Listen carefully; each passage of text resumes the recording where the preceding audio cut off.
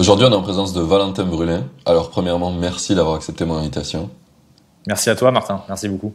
Du coup, Valentin, si tu devais résumer ton parcours en deux, trois phrases, comment tu le présenterais?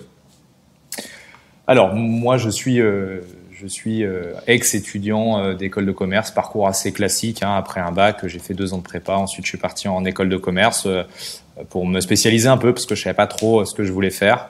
À la suite de cette école, je suis parti 1 an en Australie parce que j'avais plein d'idées après mon alternance de création d'entreprise. J'avais vraiment envie de me lancer là-dessus. C'était quelque chose qui était hyper envoûtant, j'ai envie de dire pour moi. J'avais envie de faire quelque chose. Je suis allé chercher plein d'idées là-bas. Je suis revenu avec pas mal d'idées. J'ai lancé une première société dans les comités d'entreprise. Et puis, j'étais tout seul sur cette société. J'étais en fait courtier pour les comités d'entreprise. Je faisais l'interface entre eux et les acteurs du loisir. Je les mettais en relation. Et puis, je me suis rendu compte que j'étais tout seul, qu'à un moment donné, il fallait automatiser pas mal d'actions. Et puis, je me suis dit, pourquoi j'irais pas m'associer? Je me suis rendu compte que c'était un problème qui était partagé par énormément de monde en France et puis sur d'autres pays également. C'est à ce moment-là que j'ai rencontré Loïc et on a commencé à travailler sur le projet cofondateur.fr qui met en relation des porteurs de projets avec des profils techniques. Voilà, j'ai fait un peu plus que 2-3 phrases, mais ouais, en général, c'est voilà, 2-3 minutes. C'est là, je t'ai donné l'ancienne instruction, mais maintenant, j'essaie de dire 2-3 minutes histoire que tu aies le temps de tout déballer. Alors, c'est super intéressant. Il y a plein de choses dont je veux revenir.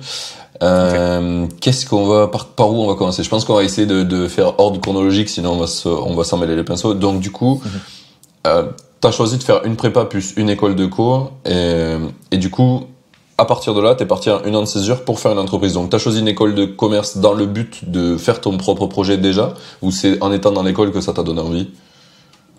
alors en fait, moi, je suis allé en école de commerce et je suis passé par cette prépa qui est la voie royale quand Ouais. on te donne après le bac en fait pour aller en école de commerce. J'avais déjà des idées de création d'entreprise. Je savais en fait que j'avais envie j'avais déjà différents projets. Moi, j'avais créé mon premier projet à 12 ans en fait. J'avais créé un forum de battle de rap, tu vois. Donc j'avais déjà un peu cette fibre entre guillemets en moi. J'avais envie de créer des choses, mais je suis parti avant tout en école de commerce pour me spécialiser, pour apprendre un peu naïvement, mais ce que c'était que l'économie, connaître un petit peu mieux l'écosystème, essayer de comprendre pas mal de choses, tous les principes, Ouais. dans un but derrière de créer un projet. Mais je savais pas exactement ce que je voulais faire. J'étais encore assez immature aussi et j'avais besoin de me former là-dessus.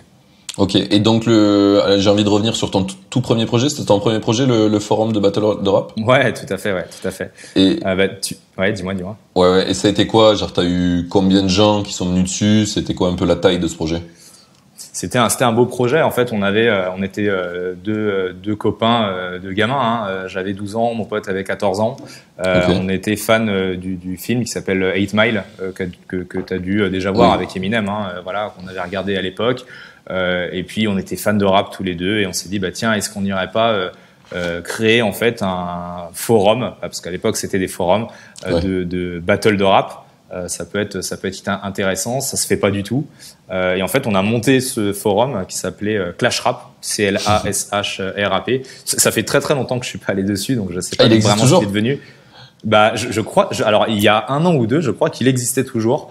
Maintenant, il y a beaucoup moins de D'actifs, ouais. trafic, mais à l'époque, il y avait quand même. On était monté jusqu'à 20 000 utilisateurs actifs, donc c'était un truc assez intéressant. Ah oui. On avait réussi en fait à faire venir des gens dessus. On avait organisé des tournois, on avait même fait un album avec plein de rappeurs indépendants. Enfin, tu vois, on avait eu l'idée de créer un label, enfin, de vendre des t-shirts. Enfin, c'est plein d'idées en fait Trop stylé. ouais, c'est ça, exactement. Et puis en fait, c'est un projet forcément. On était gamin, qui nous a un petit peu dépassé. Et puis après, tu pars dans la vie. Pas encore dans tes études, mais dans ta vie un peu de tous les jours. Et puis tu as d'autres centres d'intérêt, donc c'est des choses qu'on a abandonnées. Mais Oui, c'était le premier projet, c'était rigolo, le pied à l'étrier, quoi. Et c'était un projet que vous avez fait juste pour le fun. Vous avez jamais essayé de le monétiser. Vous avez même pas pensé à ça, quoi. Jamais. Non, Ok. jamais. En fait, on était vraiment dans une démarche, on avait envie de s'éclater. Et puis après, oui, on s'est dit pourquoi pas le monétiser, mais vraiment, tu vois, pour vendre des t-shirts, vraiment pour Ok, gagner un peu d'argent, pour organiser des des petits événements entre nous, le noyau dur en fait du forum, parce qu'après tu as un système d'administrateurs, de modérateurs qui s'est mis en place. Donc il y a un noyau dur d'une 20aine de personnes qui s'est dégagé un peu de ce forum-là, quoi. Ok. Putain, trop cool ce petit premier projet. T'as commencé fort. Ok. Ouais, et du coup, on est revenu donc école de commerce. Après, t'as fait 1 an de césure en Australie. Et tu voulais chercher des idées. C'était pas de la césure? C'était pas de la césure, non. C'était une année en fait. Si tu veux, moi, j'ai terminé mon école. J'ai fait ma dernière année. J'avais fait une année de césure en fait dans les comités d'entreprise déjà, et j'ai fait ma dernière année d'école de commerce. Je l'ai fait en alternance dans une société qui travaillait avec les comités d'entreprise. Et puis après cette alternance, j'ai décidé de partir et j'ai fait un working holiday visa. Donc tu sais, tu pars 6 mois, 1 an en fait au choix. Okay. Et puis tu vas travailler pour financer en fait ton voyage et financer ton projet. Donc on a travaillé pendant 6 mois et on a voyagé 6 mois grosso modo. Donc j'ai été serveur, j'ai été cueilleur de cerises, j'ai fait du woofing, tout ce qui est assez classique, quoi. C'est ça, pour faire un peu le tour de l'Australie, essayer de trouver un peu des idées et revenir après, quoi. C'était important pour moi de partir. Ok. Donc, t'as dit, d'abord, t'as fait 1 an en comité d'entreprise, c'est ça? Exactement, ouais. 2 ans même, en fait, année de césure et année d'alternance. Donc, j'ai fait 2 ans en comité d'entreprise, ouais. Et donc, il y a eu une année où tu l'as fait à l'étranger? Non, l'année, en fait, j'ai fait année de césure. En fait, si tu veux, quand j'ai fait 2 ans de prépa, ensuite, tu fais 2 ans d'école. Ensuite, j'ai fait une année de césure, là où j'ai bossé 6 mois, j'ai bossé 1 an en fait de stage dans le comité, dans la société qui s'occupait des comités d'entreprise. Et puis ensuite, j'ai fait ma dernière année d'école de commerce pour arriver en bac+5 en fait, en alternance entre école et entreprise. Et ensuite, je suis parti vraiment, mais ça savait rien à voir, quoi. Ah ok, t'es parti après en Australie. Exactement. Ok. Et du coup, finalement, c'est en faisant ton année de stage que tu t'es rendu compte qu'il y avait potentiellement des problèmes à aller résoudre en comité d'entreprise, c'est ça? C'est exactement ça. C'est exactement ça. En fait, si tu veux, j'étais dans une société qui s'appelle Actobi, qui a été rachetée en fait par le groupe Up. Ouais. Et en fait, j'étais commercial là-bas et eux proposaient des chèques sport et bien-être. Donc, si tu veux, ils avaient un réseau national de centres de bien-être, de clubs sportifs, et ils vendaient des chèques sport et bien-être au comité d'entreprise qui permettaient aux salariés en fait d'avoir du sport et du bien-être à tarif hyper préférentiel.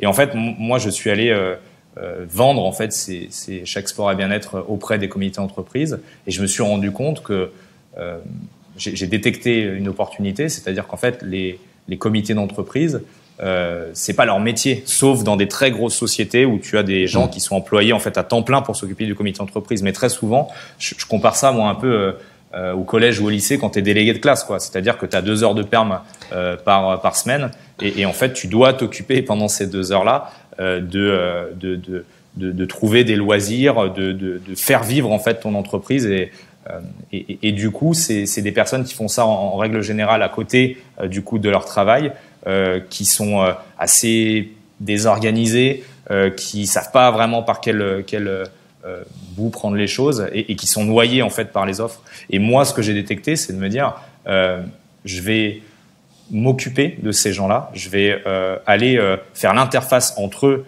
et tous leurs besoins, et je vais aller en fait chercher en fonction de leurs besoins les bons interlocuteurs, les bons prestataires pour les mettre en relation et leur faire gagner du temps. En fait, concrètement, je vais pas dire faire leur travail, mais faire une partie de leur travail. Et en fait, quoi. Ouais, c'est ça exactement. Et j'ai eu beaucoup de retours ultra positifs là-dessus, quoi. Ben, j'imagine, vu que les mecs ils galèrent, si tu viens de les aider, forcément, c'est qu'il y a un vrai besoin. Et ça, tu l'avais fait juste à la main humainement, en les aidant humainement, ou t'as eu une solution logicielle autour de ça, ou?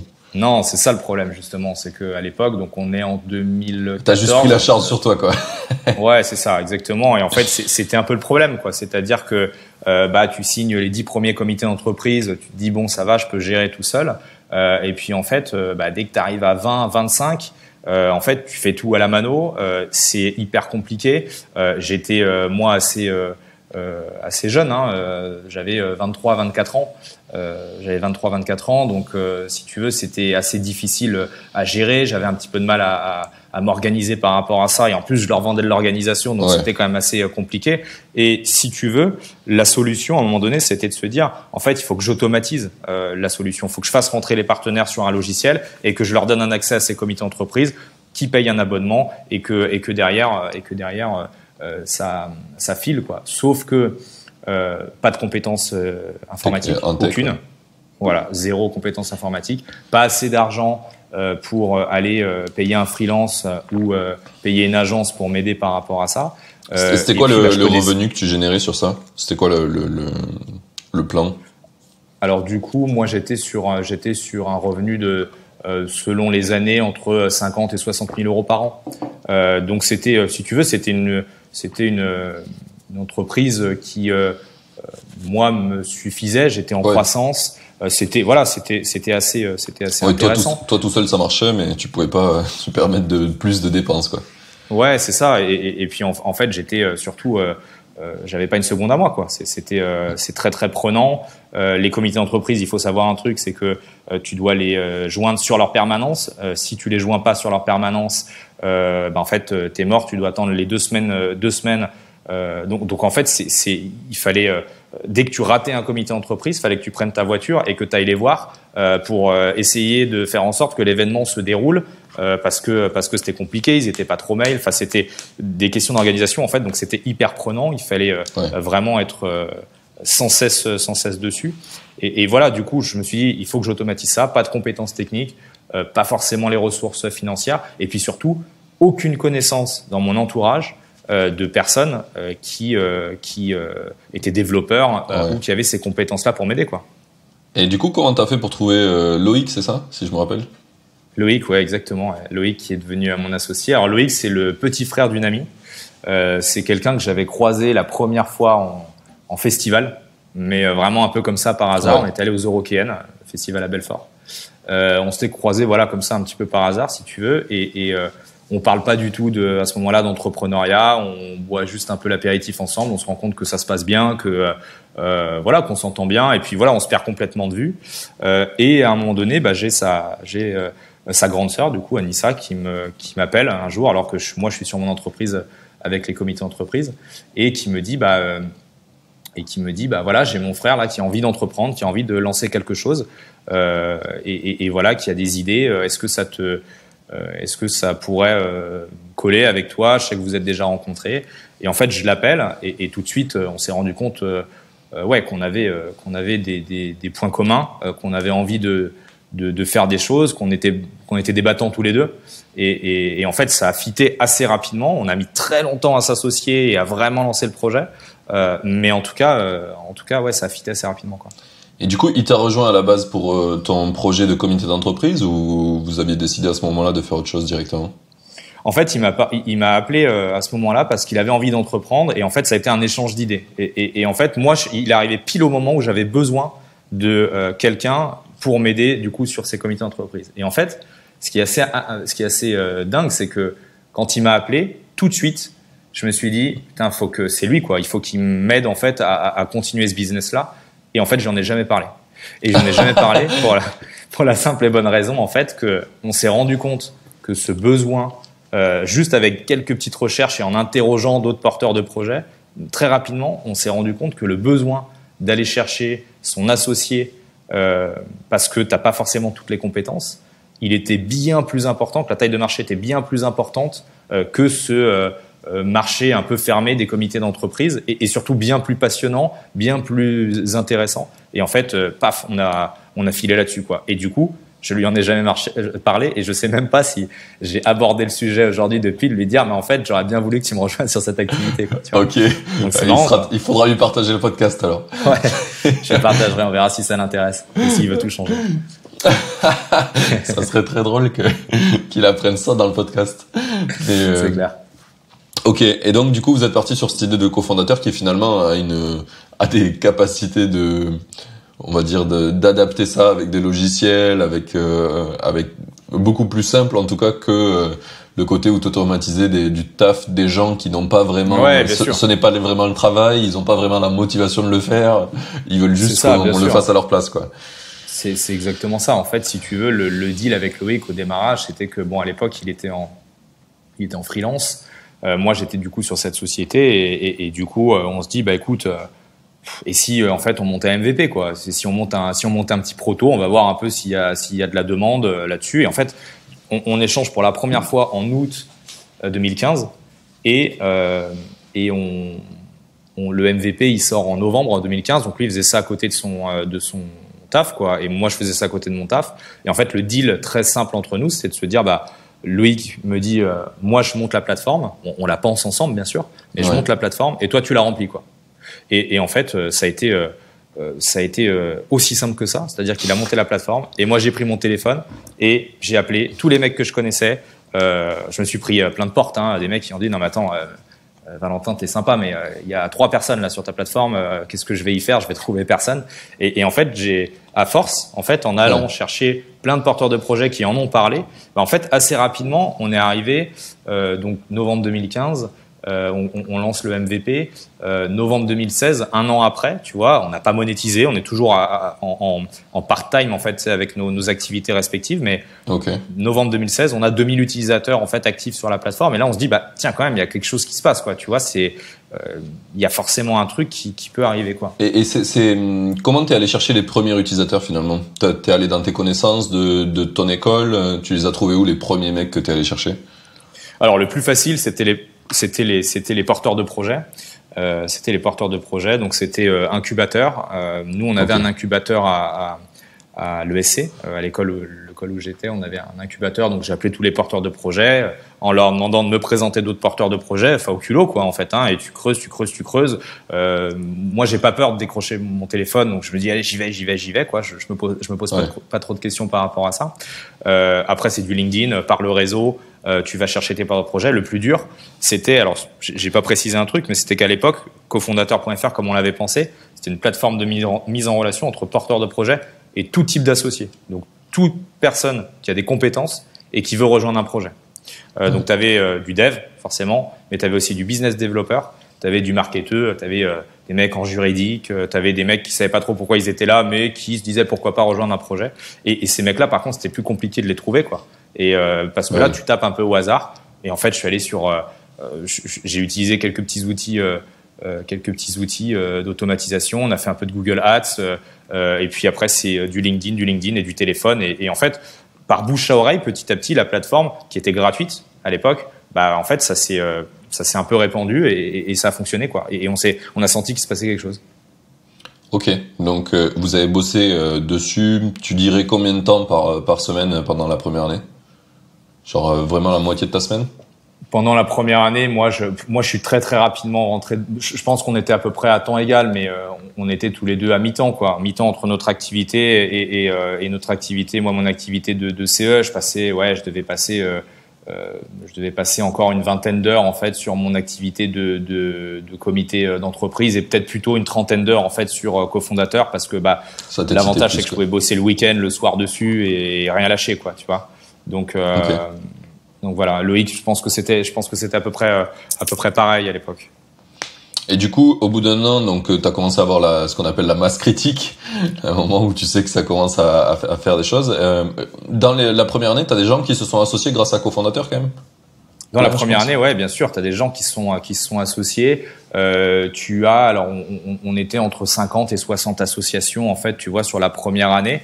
Donc c'était plutôt intéressant en fait, quoi. Tu te dis bon, en fait ça fonctionne. Par contre, le gros problème en fait qu'on a eu sur cette plateforme, c'est que on s'est rendu compte avant de monétiser que le modèle comme on l'avait imaginé ne l'était pas, en fait. C'était pas monétisable pour la simple et bonne raison que tu avais 70% de porteurs de projets qui recherchaient des techs, donc qui cherchaient un dev, un CTO, et en face, tu avais environ entre 15 et 20% de dev CTO qui étaient inscrits. Donc si tu veux, tu avais un décalage énorme entre la demande et l'offre, et du coup, tu avais une masse de gens en fait qui devaient pas forcément se rencontrer, et en fait, la plupart des associations on a fait 50 à 60 associations, et en fait on se rendait compte que t'en avais sur les 50 à 60, je crois que t'en avais une quarantaine quoi, qui étaient vraiment sur du dev, en fait, sur des porteurs de projets qui étaient allés chercher du dev. Et là, tu te dis putain, en fait, on a 15-20% de dev CTO, et en face, en fait, on a les trois quarts des assos qui se font là-dessus. En fait, faut changer quelque chose, quoi. Faut changer quelque chose.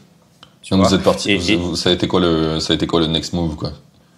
Du coup, on a pivoté, on a refait la plateforme. C'est dur psychologiquement de te dire, je recommence ma plateforme, parce qu'en fait, tu peux pas dire bon à 30% de tes utilisateurs côté porteur de projet, dégagez maintenant parce que vous avez plus rien à faire sur la plateforme. Et en face, du coup, à 85%, 80-85% des gens qui sont en recherche en fait d'un projet, tu peux pas leur dire pareil, partez en fait, on n'a plus d'intérêt pour vous, c'est pas possible. Donc en fait, ce qu'on a fait, c'est qu'en parallèle, on a laissé un peu la plateforme se développer et on a refait une plateforme à côté.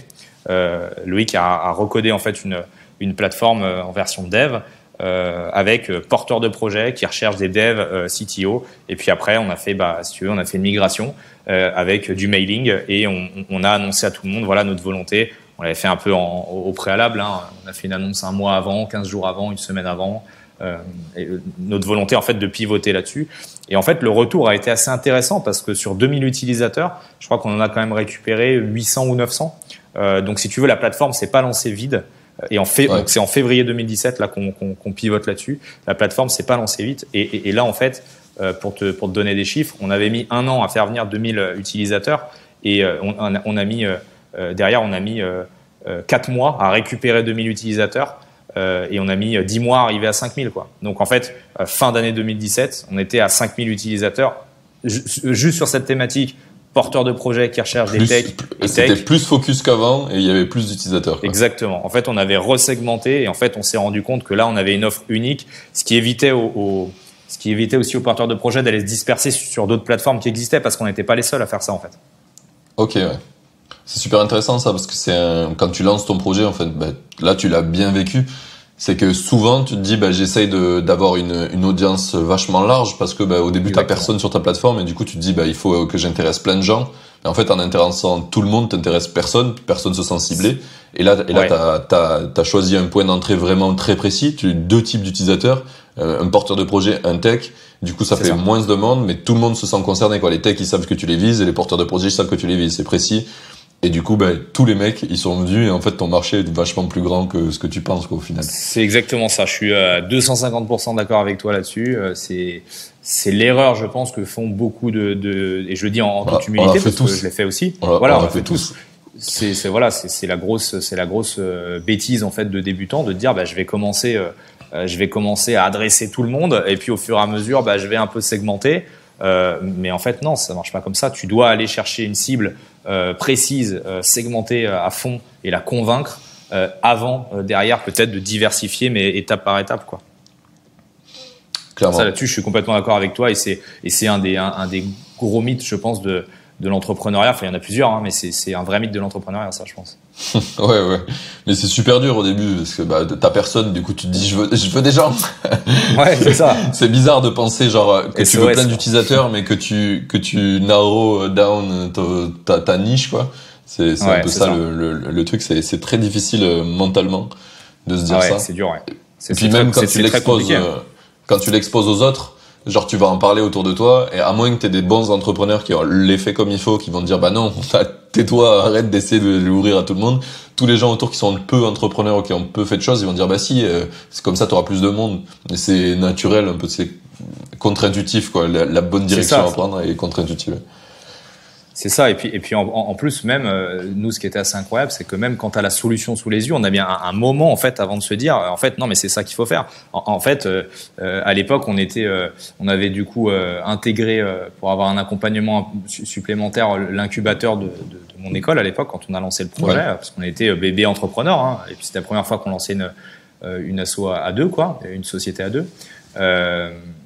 En fait j'en parlais à tout le monde de dire putain mais c'est marrant quoi, ils veulent tous des techs, ils veulent tous des CTO et en face non, on n'a pas de dev, on a à peine des devs, on a à peine des CTO, on n'en a pas beaucoup et tout, tu le dis à tout le monde et en fait au bout d'un moment tu as la responsable de l'incube Fabrice qui me dit mais attends mais arrête de te plaindre et en fait refais un truc axé sur les devs et les CTO et tu regardes si ça marche.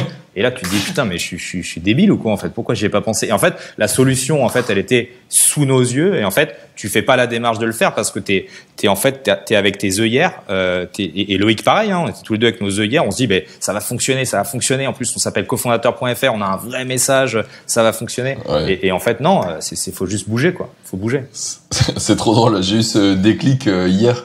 Je suis allé faire un apéro, tu vois, donc je suis à Madère. À Madère, il y a beaucoup de nomades en ce moment, et donc beaucoup d'entrepreneurs. Et du coup, je vais en rencontrer plein. On discute, et je parle avec un mec, et il me dit, ah ouais, mais en fait, tu fais le podcast exactement comme Indie Hackers de Courtney Allen aux États-Unis. Et du coup, il me dit, mais du coup, t'as essayé de le monétiser, tu gagnes de l'argent avec ça? Je dis, non, j'ai seulement des dépenses pour le moment, pour le montage, pour le diffuser, etc. Mais j'ai des revenus qui viennent du coaching que je fais d'entrepreneurs. Et du coup, il me dit, mais si tu fais tout comme lui, pourquoi tu fais pas comme lui pour le sponsoring du podcast? Et je dis, j'ai essayé, mais en France, j'ai pas trouvé encore d'entreprise suffisamment mature pour dire que le sponsoring, c'est quelque chose qu'elle veut faire, quoi. Il me dit, mais pourquoi tu l'as fait en France? Il me dit, lui, il a eu Stripe. Stripe, il serait super content d'avoir des gens qui vont être power utilisateurs de la solution. Et je fais, merde. J'ai pas pensé à mettre une boîte américaine qui est sûrement plus mature, tu vois. C'était très simple. En plus, clair. Ils l'ont déjà fait pour un podcast américain. J'étais là, je fais, oh, le con. Donc, voilà, mais c'est fou, en fait, parce que t'as tes croyances, t'as ton plan un peu de développement, t'as ton, tu t'imagines des choses. Et en fait, des fois, c'est des personnes qui n'ont rien à voir en fait et qui viennent en fait avec un regard extérieur tout simplement parce que ils ont pas la tête dans le guidon comme toi tu peux l'avoir sur ton projet et qui viennent en fait te mettre le doigt sur ce qu'il faut faire quoi. Mais c'est assez dingue, c'est assez dingue comme sensation parce que là tu ressens du regret, un peu de frustration. Ah oui, et ça fait un an que je le fais pas comme il faut pour une bêtise quoi. C'est ça. C'est clair. Et puis t'as juste envie de te jeter à la mer parce que tu te dis mais putain, mais pourquoi j'y ai pas pensé avant quoi. Voilà. Mais bon. Bah là, franchement, c'est exactement cette sensation. Tu l'as décrit parfaitement. Je me suis dit mais quel con. C'est ça. Ouais. C'est vraiment ça. C'était tellement simple. Tu sais, il y a des choses des fois, tu sais, c'est complexe d'y arriver. Il faut une longue réflexion, beaucoup d'action, etc. Mais quand c'est des trucs comme ça où c'était juste une pensée toute simple qui peut résoudre plein de problèmes, tu te dis mais elle était si proche. Putain, c'est dingue, c'est dingue. Ouais. Mais je ressens, j'ai vraiment ressenti cette sensation aussi, quoi.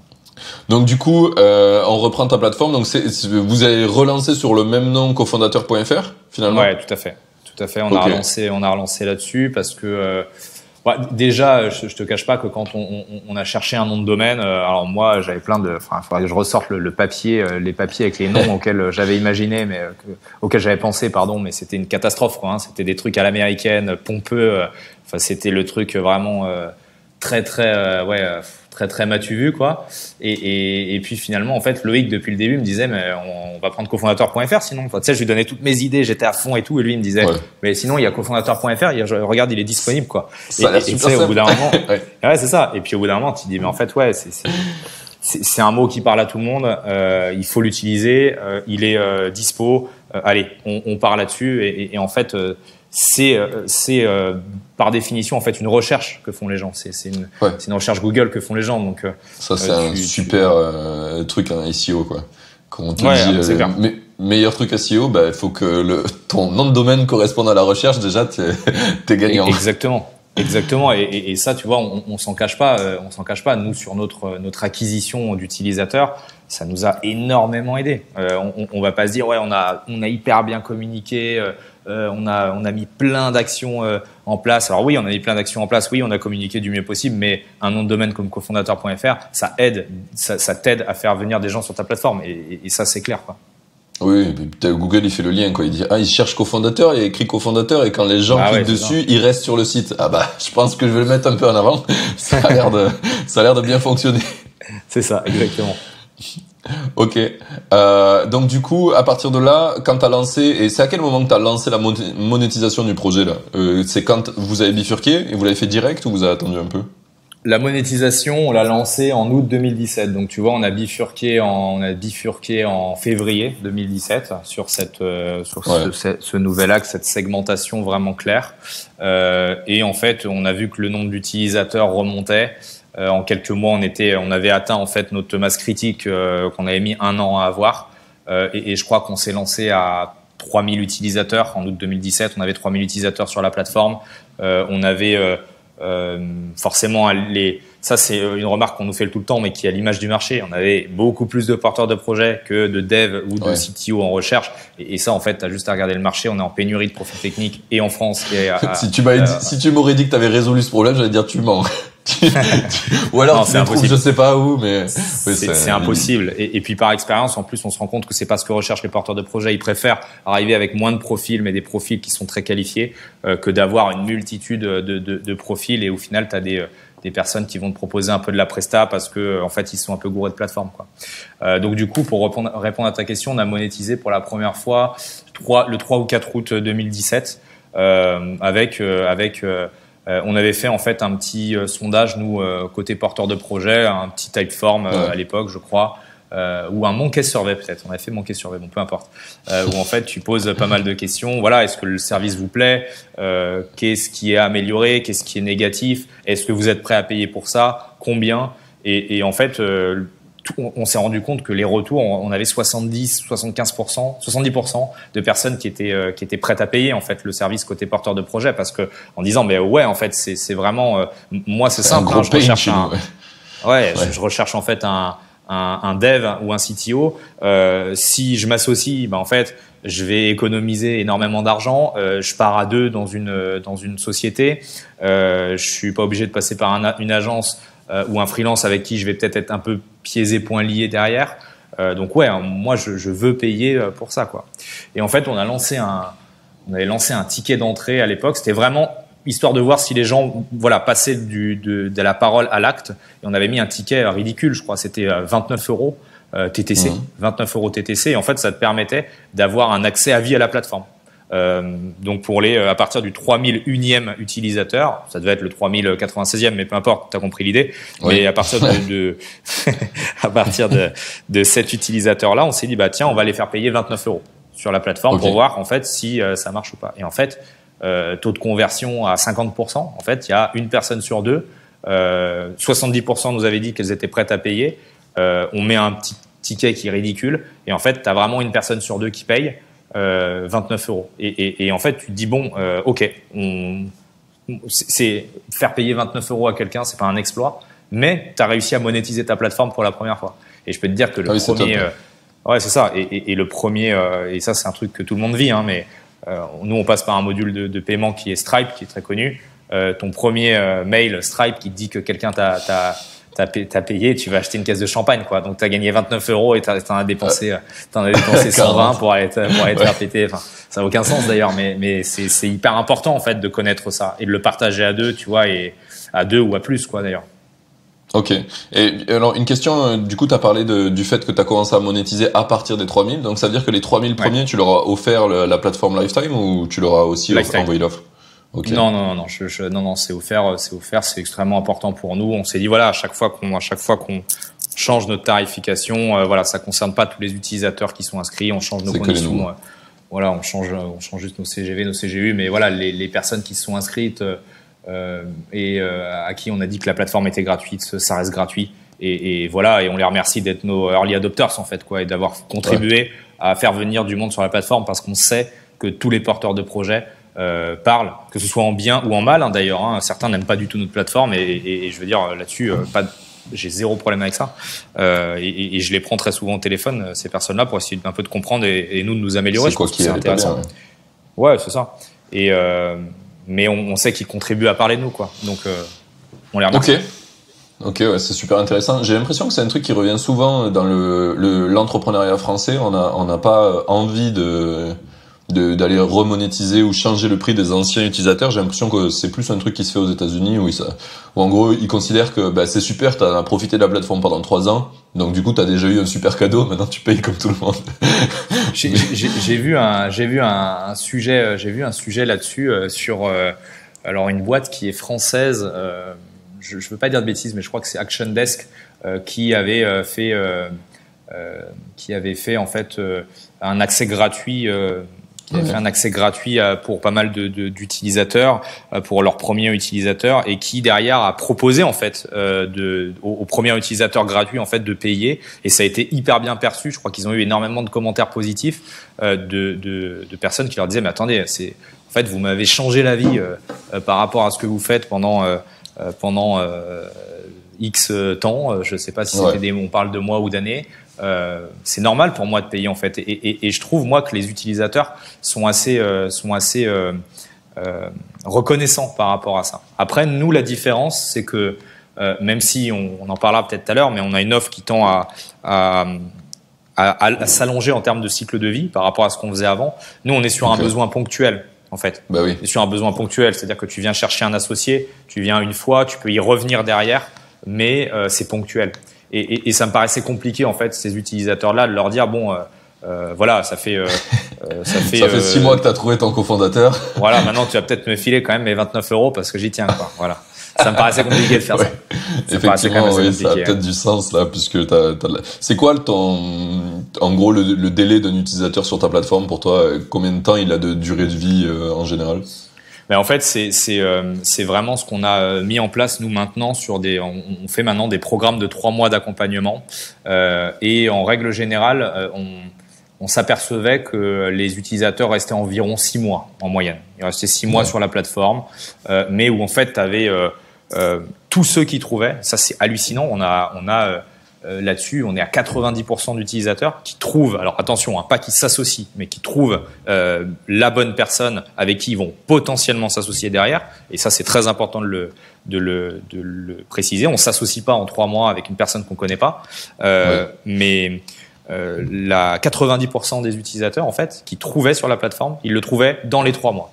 Et en fait, sur les 3 mois suivants, tu as 10% d'utilisateurs qui trouvaient, mais en fait parce que bon, les flux diminuaient, si tu veux, tu avais un peu de découragement, je pense, où en fait tu dis bon allez là pendant 3 mois je me mets à fond, je le cherche, et puis en fait si tu le trouves pas, tu te décourages un petit peu, le nombre de messages baisse, voilà. Donc en fait nous on est parti de ce postulat-là et de ce fait pour monter des programmes d'accompagnement de 3 mois où en fait pendant 3 mois on t'aide à trouver ton associé, ton futur associé, soit développeur, soit CTO. Ok. Super intéressant. Donc ça, c'est ce qui vous fait un peu augmenter la value proposition de cofondateur au-delà de juste l'abonnement, c'est ça? Exactement. Alors on est passé par plein de phases en fait, si tu veux, de tarification. On a changé énormément de tarification, d'offres. On a essayé de mettre en place des engagements en fait sur 1 an, des abonnements renouvelables au tout départ. Et en fait, ça fonctionnait pas, mais c'était pas surprenant parce qu'en fait, les utilisateurs viennent sur la plateforme et ils s'imaginent, pour la plupart, qu'en 15 jours, ils ont été mis en relation avec 10 top profils et qui repartent avec une shortlist de 3 top profils et que 5 jours après, hop, c'est bon, c'est réglé, quoi. Allez, hop, sujet suivant. Sujet suivant, c'est ça. J'ai trouvé mon associé. J'aime bien comme on est super enthousiaste quand on commence à être entrepreneur, qu'on se dit, allez, 15 jours pour trouver l'associé, dans 1 mois on a fait le projet, et dans 3 mois on est riche. Ouais, c'est ça, c'est exactement ça. Et ça d'ailleurs, je trouve, tu vois, que c'est pas du tout vrai côté profil tech, développeur CTO, où on est beaucoup plus analytique, beaucoup plus rationnel, tête sur les épaules.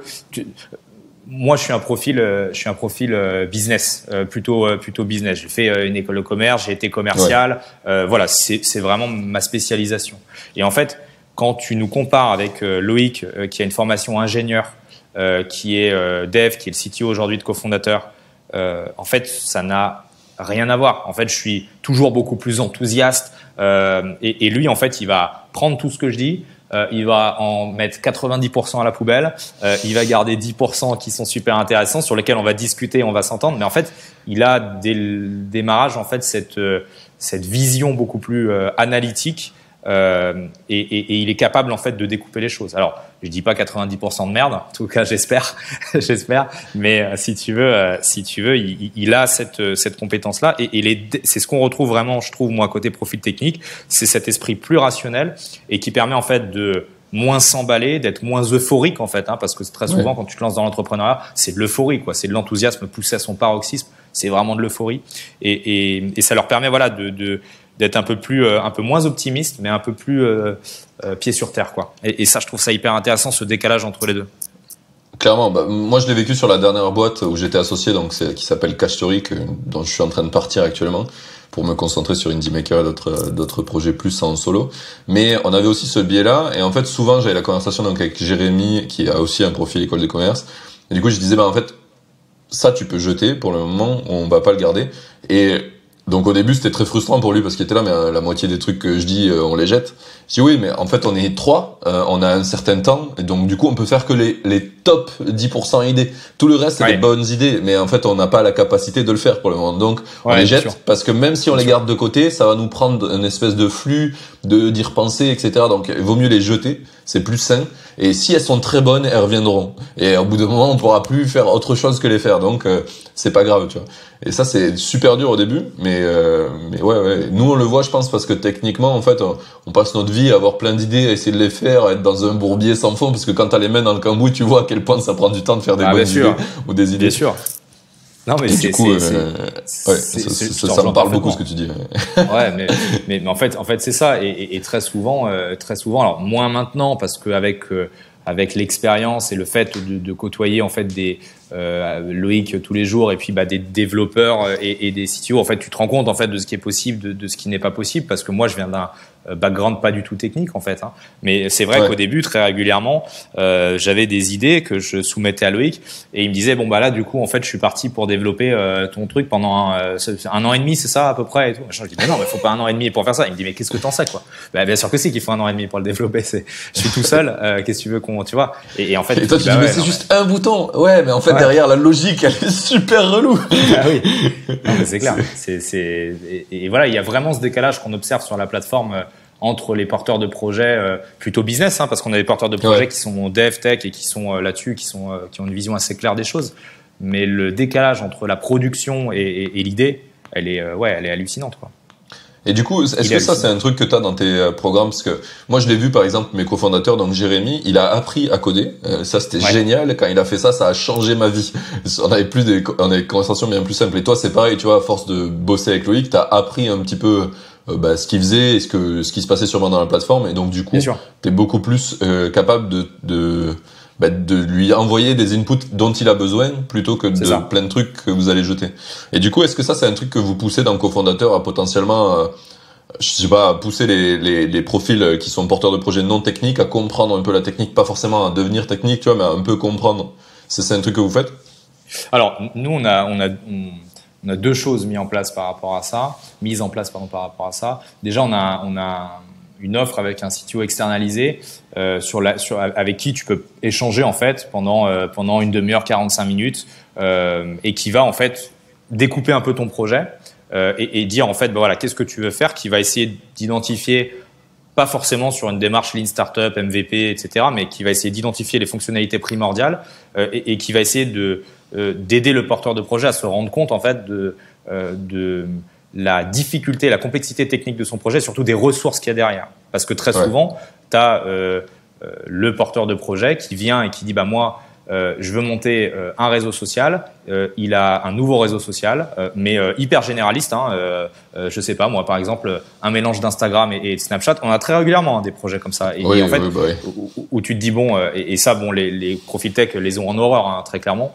Mais et en fait, ces projets-là, ils ont, si tu veux, pas forcément beaucoup de financement en démarrage et surtout aucune connaissance technique, et ils se rendent pas compte en fait derrière de ce que ça représente en termes de ressources, en termes de développement. C'est juste hallucinant. Donc en fait, ce CTO, il est là pour vraiment un peu casser tous les mythes, les fausses croyances, recadrer un petit peu les choses, et puis surtout pour préciser quel type de profil le porteur de projet va nécessiter. Et puis deuxièmement, on a, à travers nos offres d'accompagnement, on a un consultant ou une consultante, je vais y arriver, qui prend en fait ton dossier, qui t'accompagne et qui, en fonction de ton projet, par rapport à l'expérience qu'on a et l'ensemble des profils techniques qu'on côtoie, qui va te mettre en relation avec les bonnes personnes pour faire les bons échanges et puis pour réussir à cadrer le projet. Puis on les aide évidemment à structurer le projet parce que tu as beaucoup de porteurs de projets qui viennent et qui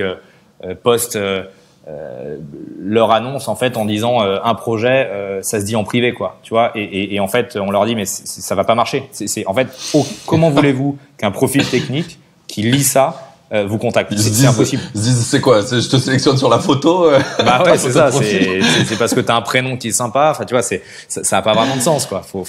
Mais c'est très dur à comprendre, c'est la peur numéro un, c'est de se faire piquer l'idée. Enfin alors c'est vraiment très très drôle. Tu viens de décrire, tu vois ce CTO externalisé qui vient pour donner des conseils. Tu viens de décrire exactement moi qui, il y a 3 ans, a créé un startup studio qui voulait aider des porteurs de projets à faire leur projet au départ parce que je trouvais que souvent on démarrait très mal. Donc du coup, je me suis dit, je vais les aider à démarrer. Et je me suis retrouvé face à des gens qui étaient perdus, comme tu viens de les décrire, parce que quand tu te lances, t'es perdu.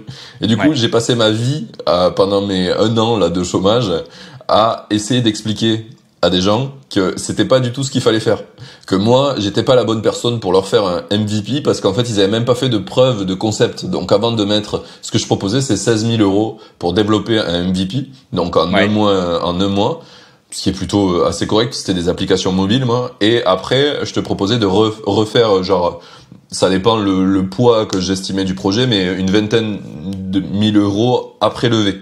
Donc pour essayer de réduire le montant au maximum, tu vois, parce qu'une app ça coûte cher à faire et j'essaie de, tu vois, j'étais entrepreneur, je voulais aider des entrepreneurs. Et du coup j'ai passé ma vie à expliquer à des gens qu'en fait j'étais pas la bonne personne pour eux, voilà les bonnes étapes qu'ils devaient faire. Et donc du coup j'ai fait ça gratos pendant un bon moment. J'en ai vu un paquet de gens qui même remplir un Trello, tu vois, c'était trop complexe pour eux. Le Trello était simple, c'était c'est quoi ton idée, c'est quoi tes concurrents, c'est quoi ta proposition de valeur, c'est qui tes utilisateurs cibles, enfin un truc que tu fais quand tu commences un projet quoi.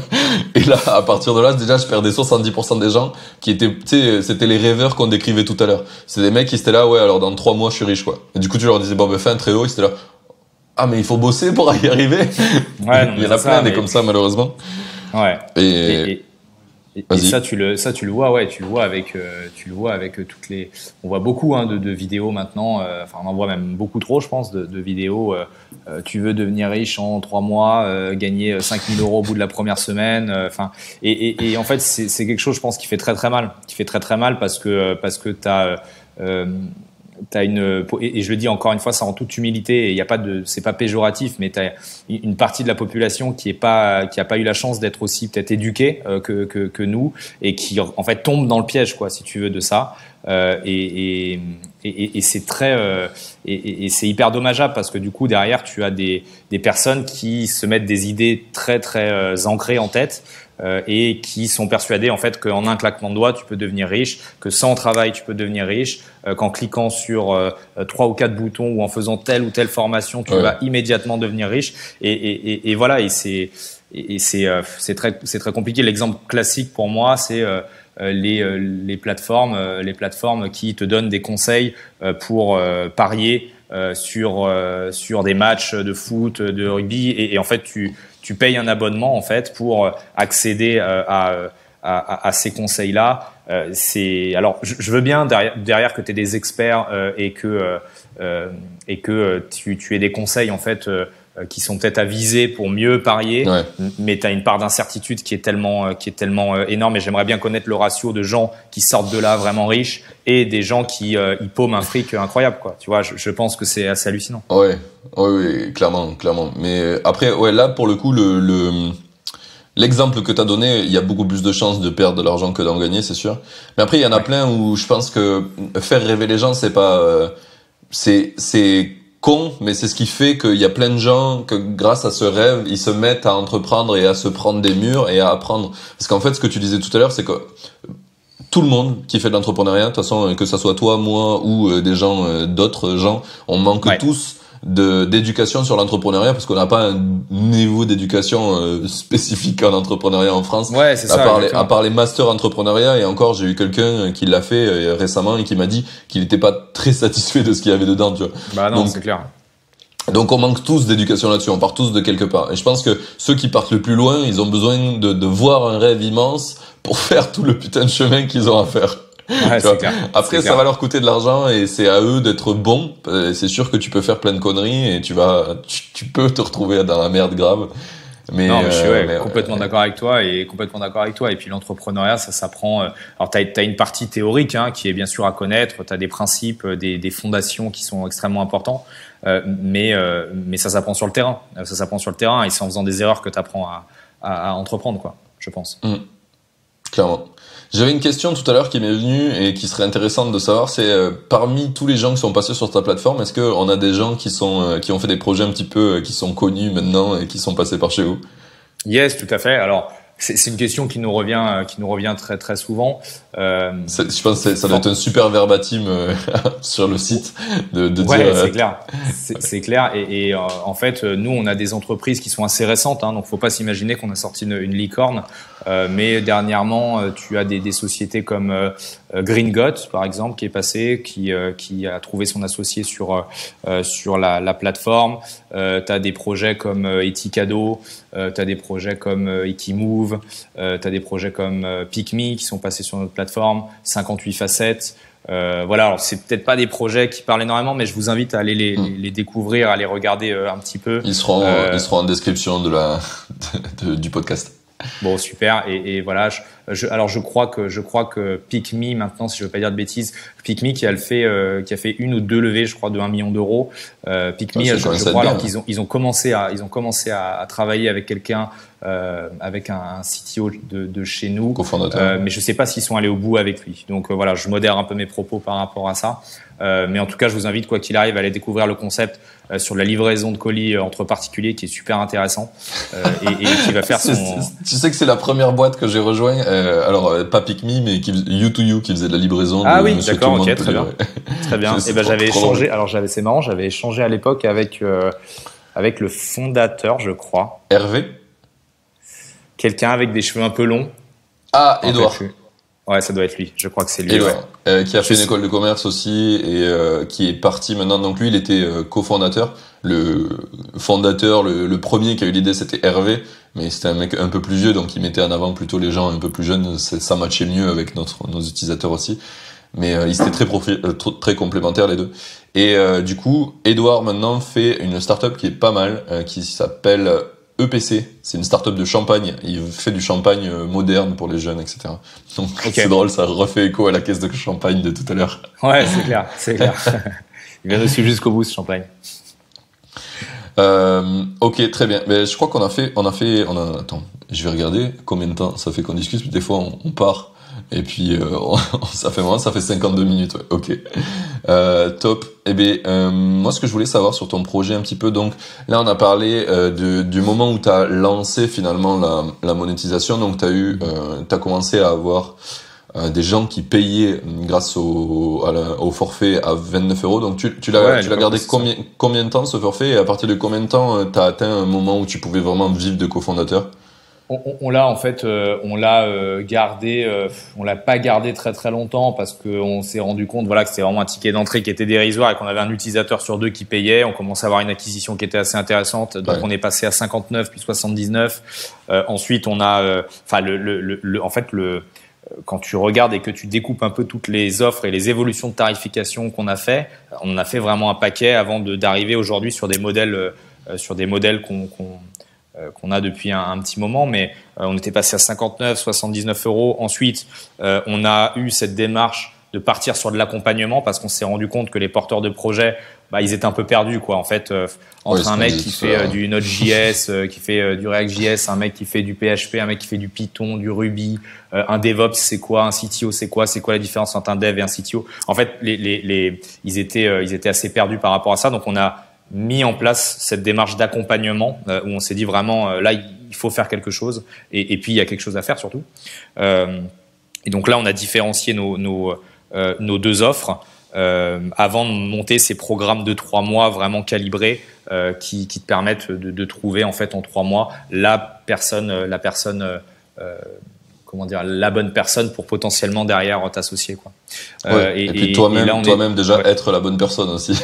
Ouais, c'est ça. Et puis toi-même être la bonne personne, même si encore une fois on essaye de, je le dis toujours en toute humilité, toute bienveillance, on n'a pas la science infuse, on n'a pas la recette miracle de l'entrepreneuriat parce qu'elle n'existe pas. Mais forcément, en tant qu'entrepreneur et par rapport à tous les porteurs de projets qu'on a vu passer, on a fait et on a vu un paquet de bêtises, de choses qui auraient pu être évitées et qui sont parfois hyper évidentes, quoi. Donc, on est dans cette démarche d'aider les porteurs de projets à pas les faire et à gagner du temps et à éviter de perdre de l'argent, de perdre du temps, quoi. Ouais, je comprends bien. Et donc, du coup, c'est le côté accompagnement qui a fait que vous puissiez vivre du projet ou rien que le côté abonnement sur la plateforme a suffi pour ça? Alors, nous, on a pris la voie en fait de l'autofinancement. C'est-à-dire que là, tu vois, aujourd'hui, on n'a pas levé de fonds encore avec cofondateurs.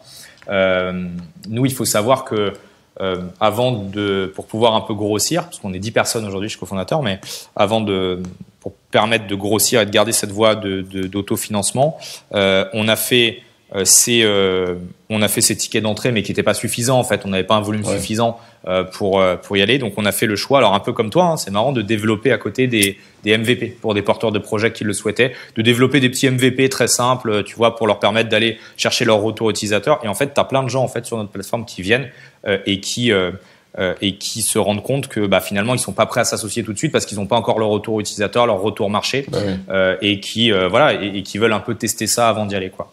Donc en fait on avait pris cette double voie, sauf que les abonnements, les programmes en fait augmentant, le volume augmentant et puis les prix augmentant, on a diminué cette activité de création digitale pour rebasculer vraiment et évoluer en fait sur cette partie abonnement, programme d'accompagnement.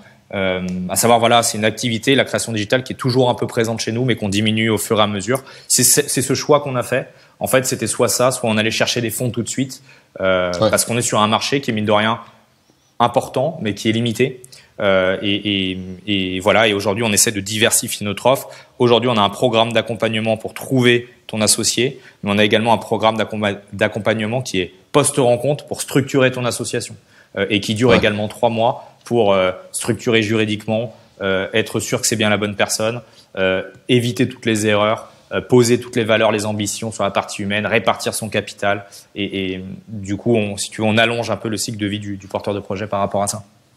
Ah oui, mais c'est tellement utile. Je vois tellement de projets où les mecs se sont associés n'importe comment et du coup, en ce moment, j'aide un mec qui a fait ça, qui s'est associé avec un mec qui lui a fait une plateforme. Et pour se désassocier, ils ont galéré vraiment, parce qu'en fait les deux personnes n'avaient pas du tout envie de prendre la même direction, ce qui arrive à chaque fois pratiquement, souvent quand t'as des mauvaises associations, c'est ça. Et donc du coup à un moment donné, les deux directions se diffèrent et là faut se séparer, et là même pour se séparer t'es pas d'accord sur comment se séparer, donc du coup t'es en train de moitié tuer ton projet. C'est ça. Et en général c'est des choses que t'as pas cadrées au départ, quoi. Oui, au départ, parce que tu pars avec tous tes espoirs. Donc du coup, tu penses que à tout ce qui va bien marcher et pas du tout à ce qui va pas marcher. Et c'est un chemin très difficile. C'est là où je suis super content avec Cash Story, c'est que on était plutôt très transparent sur plein de choses. Donc du coup, on a parlé facilement de ce qu'on voulait, ce qu'on ne voulait pas. Et au moment où moi j'ai décidé de plus les aider, et que en fait finalement j'ai fait un MVP pour eux, tu vois, sans le vouloir, ça s'est reproduit un peu ce modèle là, et du coup maintenant que le MVP est en place, j'ai déjà ramené quelqu'un de technique qui connaissait un petit peu la plateforme et qui m'a aidé. Du coup en fait il a pu reprendre le flambeau, et moi je suis en train de sortir, et c'est plutôt facile. Alors, c'est encore confidentiel le deal qu'on fait, mais globalement, on s'est pas pris la tête dessus, et ça c'est très difficile. Je sais que par expérience, tous les entrepreneurs que j'ai rencontrés, c'était plutôt pas le cas. Ouais, c'est clair. Ça peut très très mal ça se termine d'ailleurs plus souvent mal que bien, quoi, quand ça se termine. Ouais, c'est ça. C'est à la fin, tu t'arrêtes de te parler, t'es vénère, tu crois que tu t'es fait arnaquer, alors que c'est pas vraiment la question. C'est plutôt chacun essaye de tirer la couverture de son côté. C'est normal. C'est exactement ça. Mais voilà, ok. Et donc du coup, finalement, donc ce qui vous a permis en fait de vous mettre à 100% sur le projet, c'est le côté faire des MVP, c'est ça? Ouais, ça nous a permis, voilà, c'est ça, de partir à 100% et d'être serein par rapport à ça, et en attendant que le volume en fait d'abonnements, de programmes augmente, pour pour avoir un RRM qui est assez intéressant, quoi. Ok. Et ça, en fait, du coup, c'est Loïc qui a développé les MVP pour vos clients en interne, ou c'est vous Ouais, c'est ça. C'est à la fois Loïc, à la fois Iman qui nous a rejoint. Et puis il y a parfois des projets sur lesquels on allait chercher un peu de compétences externes pour venir, en fait, si tu veux, nous aider à monter le projet, parce qu'il fallait aussi que nos devs en interne, en fait, puissent se concentrer sur le développement de la plateforme, parce qu'il faut, le but quand tu fais ça et que tu fais ce choix de l'autofinancement et de la diversification, bah, c'est de pas oublier, en fait, quelle est ta proposition de valeur principale et de continuer à la développer. Et on a fait ce choix-là, et tu vois, c'est un vrai débat, quoi. C'est régulièrement un truc qu'on repose sur la table en se disant, mais si on avait levé, en fait, et si on était parti sur cette offre directement, en s'y concentrant à 100% sur la plateforme, la mise en relation, où est-ce qu'on en serait aujourd'hui? Je pense qu'on en serait, on serait un petit peu plus loin, mais par contre, on serait pas mettre à 100% de notre capital comme c'est le cas aujourd'hui, quoi. Donc, tu vois, c'est des questions qui se posent, quoi.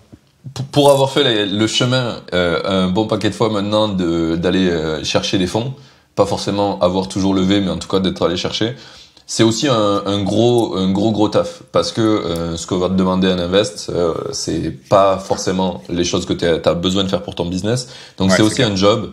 Et donc du coup tu fais pas 100% de ton job non plus sur ton projet. Tu fais pas mal de temps dédié à ce que attendent des investisseurs. Et par exemple à U2U, quand on l'a fait, ils nous ont dit vous faites tout sur une web app. C'est nul à chier, c'est pas sexy, on n'investirait pas dans un truc qui est une web app. Alors que ça marchait super bien, les utilisateurs étaient refaits. Ça matchait le besoin et les utilisateurs l'utilisaient, tu vois. C'était pas optimal, mais au moment où on n'avait pas de fonds, c'était top, c'était la meilleure solution. Et du coup, on s'est fait refouler par les investisseurs parce qu'on n'avait pas d'app. Donc du coup, j'ai pris une semaine, j'ai trouvé une astuce pour foutre un site internet dans une app et qu'il y ait pas trop de boulot. Et c'est comme ça que je me suis spécialisé dans ce que je suis spécialisé aujourd'hui, d'ailleurs, à cause de ce move-là. Et donc on l'a fait en une semaine et on a pu débloquer la conversation avec les invests. Okay. Mais tu vois, ça fait faire des trucs qui étaient pas où tu vas devoir bosser dessus, et donc du coup ça te fait perdre aussi un certain temps. Et des fois, du coup, c'est du temps que tu vas pas consacrer à la relation que tu as avec tes utilisateurs. Et toi, depuis le début, tu as une forte relation avec tes utilisateurs. Ah ouais, c'est donc clair, peut-être que tu as grandi moins vite, mais en fait, c'est plus vrai. Ce que tu as là, tu as un vrai lien super fort. Enfin, moi, quand je me suis inscrit sur la plateforme, et c'est comme ça qu'on a décidé de faire le podcast, tu m'as contacté directement et on a parlé. Et en fait, ça... Ouais. Quand tu lèves des fonds, tu vas aller super vite et tu fais super mal plein de choses parce que tu vas aller super vite et que les investisseurs ils te poussent à avoir des méga gros chiffres, et des méga gros chiffres c'est pas toujours de la valeur apportée aux utilisateurs finaux. Ah, je suis d'accord. Ça malheureusement, je pense que c'est un truc qu'on met pas assez en avant en fait. Pour le moment, on met tu vois, quand tu vois les mecs, je fais que prêcher ça dans le podcast. Tu vois des mecs à BFM, ils ont levé 3 millions, mais en fait, la valeur qu'ils apportent aux utilisateurs, des fois, elle pue la merde. Ouais, bien sûr. Voilà. Pour être honnête, elle pue la merde. Mais sauf que, il y a des invests qui ont cru en eux, et donc, du coup, ils grossissent, ils font grossir leurs chiffres à fond, et ils espèrent qu'à un moment donné, ils arriveront à apporter la valeur. Mais en fait, il y a un moment donné où t'as tellement de problèmes structurels parce que t'as grossi que t'as même plus l'énergie et le focus possible d'aller apporter de la valeur. Donc, du coup, moi, je prêche à fond pour faire le chemin que toi tu prends, qui est parfois moins épique, on va dire, parce que c'est ça. Parce que t'as moins d'utilisateurs, tu grossis moins vite, etc. Mais en fait, la valeur que t'apportes au monde autour, à ton univers, elle est tellement plus forte que il y a pas à chier pour moi. C'est le seul chemin qu'on devrait prendre. C'est clair. Et tu vois, c'est une question qu'on se pose souvent, mais moi, j'ai pas de regrets en fait par rapport à ça. Et ça nous a permis, comme tu l'as très bien dit, de rester proche de nos utilisateurs, de garder cette communauté et puis de grossir ensemble, quoi, d'avancer ensemble surtout. Donc non, moi, j'ai pas de regrets par rapport à ça, et je partage vraiment ta vision de ça, quoi. Ce qui veut pas dire qu'on lèvera pas. Ce qui veut pas dire qu'on lèvera pas, mais en tout cas. Ouais, mais en fait, si tu fais le cheminement du sur fonds propres, à un moment donné, t'arrives à une problématique où tu dis on arrive à bien résoudre nos problèmes utilisateurs, on arrive à bien avancer, mais en fait notre seul problème qu'on a structurellement, c'est juste que si on rajoute de l'argent, on fait mieux. Et quand t'arrives à ce moment-là, C'est-à-dire que tout le monde est satisfait, mais en fait l'argent c'est juste un accélérateur et c'est juste ce que ça vient faire. C'est un super moment pour aller lever parce qu'en fait déjà les VC ils vont pouvoir rien te demander parce que tu leur dis en fait on est déjà rentable, on a déjà de l'argent. On arrive à vivre, tout ce qu'on veut c'est aller plus vite, donc tout ce que tu as à nous apporter c'est juste aller plus vite, t'es juste ça, tu vois, donc déjà tu vas beaucoup moins vendre ton entreprise à eux, donc ça c'est un super point pour la vie de l'entreprise et pour toi, ton pouvoir de décision, etc. Et moi je trouve qu'à ce moment-là c'est un super moment parce que du coup en fait c'est évident pourquoi t'as besoin d'argent, alors qu'avant toutes les boîtes qui lèvent au moment où ils ont fait un POC, etc., le besoin c'est alors on sait pas trop où on va, on n'a pas encore monétisé, il faut qu'on trouve ça, il faut qu'on dépense de l'argent en marketing pour trouver notre market fit. Enfin, tu vas dans tous les sens et donc du coup, c'est un peu même pour les invests, c'est un peu une cause perdue parce que la plupart des invests qu'ils font en série A, c'est de l'argent qu'ils perdent. Il y a très peu de succès. Par contre, si toi maintenant tu viens aller chercher de l'argent, tu vas aller chercher déjà des plus gros fonds plus facilement parce que tu as déjà prouvé énormément de choses et pour eux c'est de l'argent qu'ils savent qu'ils vont regagner. Alors ils vont peut-être pas faire des multiplicateurs comme tu peux avoir sur d'autres choses parce que tu as investi plus tôt, mais en tout cas je trouve que c'est bien plus sain de le faire dans ce sens-là. Vision partagée à 100%. De toute façon, je savais qu'on devait discuter pour ça. Hein. J'invite pas les gens qui n'ont pas cette vision n'ont pas cette place dans le podcast. Bon, top, je pense que c'est une vision possible, mais en tout cas, c'est pas celle que je veux mettre en avant parce que je pense que BFM le fait suffisamment. et j'en ai assez. Non, mais c'est clair, je te rejoins. Ok, très bien. Je pense qu'on a bien déroulé ça. Regarde, ça fait, là maintenant, ça fait 1h10 qu'on discute. On va pouvoir un petit peu passer sur mes questions finales. Donc là, actuellement, vous êtes arrivé à quel niveau, on va dire, de part d'abonnement et d'accompagnement versus faire des projets? C'est quoi, tu dirais quoi? C'est quoi le ratio? Aujourd'hui, on est à 60% d'accompagnement. On est redescendu à 40% sur la partie création digitale. Donc, en fait, on a réussi à inverser la courbe. Le but étant encore de l'inverser, mais carrément, quoi, tu vois, et de pouvoir se concentrer vraiment sur notre proposition de valeur unique. Ok, ouais. Et c'est un truc que vous avez pensé, par exemple, de garder ce côté-là brandé par cofondateur, mais où vous déléguez à des gens externes et en gros vous prenez juste un fee sur la mise en relation de gens que vous avez shortlistés, quoi. Vous le faites ça ou c'est dans la... Alors, je répète ta question, je l'ai pas compris. En gros, au lieu d'internaliser le process de création du MVP ou du POC, tu envoies une team que tu connais. Donc, par exemple, tu vois, ça aurait pu être moi quand je faisais mon startup studio, dire, lui, Martin, je sais qu'il est bon et qu'il peut résoudre votre problème. Enfin, d'abord, vous allez parler avec lui, on va voir. Et nous, dessus, on prend 10%, 5%, 20%, j'en sais rien, parce qu'on nous a mis en relation, quoi. Ça, c'est un truc que vous avez imaginé? Alors ça, pour être honnête avec toi, c'est un truc qu'on a fait une fois, ça a été une catastrophe. Quand je dis une catastrophe, c'est une catastrophe. Donc on a préféré ne plus le refaire. Maintenant, à l'avenir, c'est une question qui est revenue sur la table il y a pas très longtemps où on s'est dit en fait, pourquoi pas continuer en fait ce système un petit peu de création de MVP, mais en déléguant, en prenant un peu moins de temps et puis en récupérant, en y mettant zéro investissement si tu veux, mais avec des gens de confiance qu'on connaît bien, qu'on a pratiqué. On n'est carrément pas, tu vois, fermé à le refaire dans le futur. Maintenant, c'est la cicatrice a été assez difficile à refermer par rapport à cette expérience-là. Parce que tu peux nous en dire plus sur ce qui s'est mal passé, c'était dur à dire. Tout simplement, en fait, ce qui s'est passé, c'est un dev deux devs de confiance avec qui on avait déjà bossé sur des projets qui ont voulu prendre le projet avec une carte gestion de projet dedans, vraiment en externalisant complètement, si tu veux. On n'avait même pas internalisé la gestion de projet et en fait ils l'ont fait sous-traiter à leur tour à quelqu'un d'autre. Donc si tu veux, de Ponzi. Voilà, c'est exactement ça. Donc tu peux imaginer le résultat. Derrière, c'est un projet qu'on a récupéré en interne et qui, sans avoir été un naufrage financier, a été très mal perçu, si tu veux.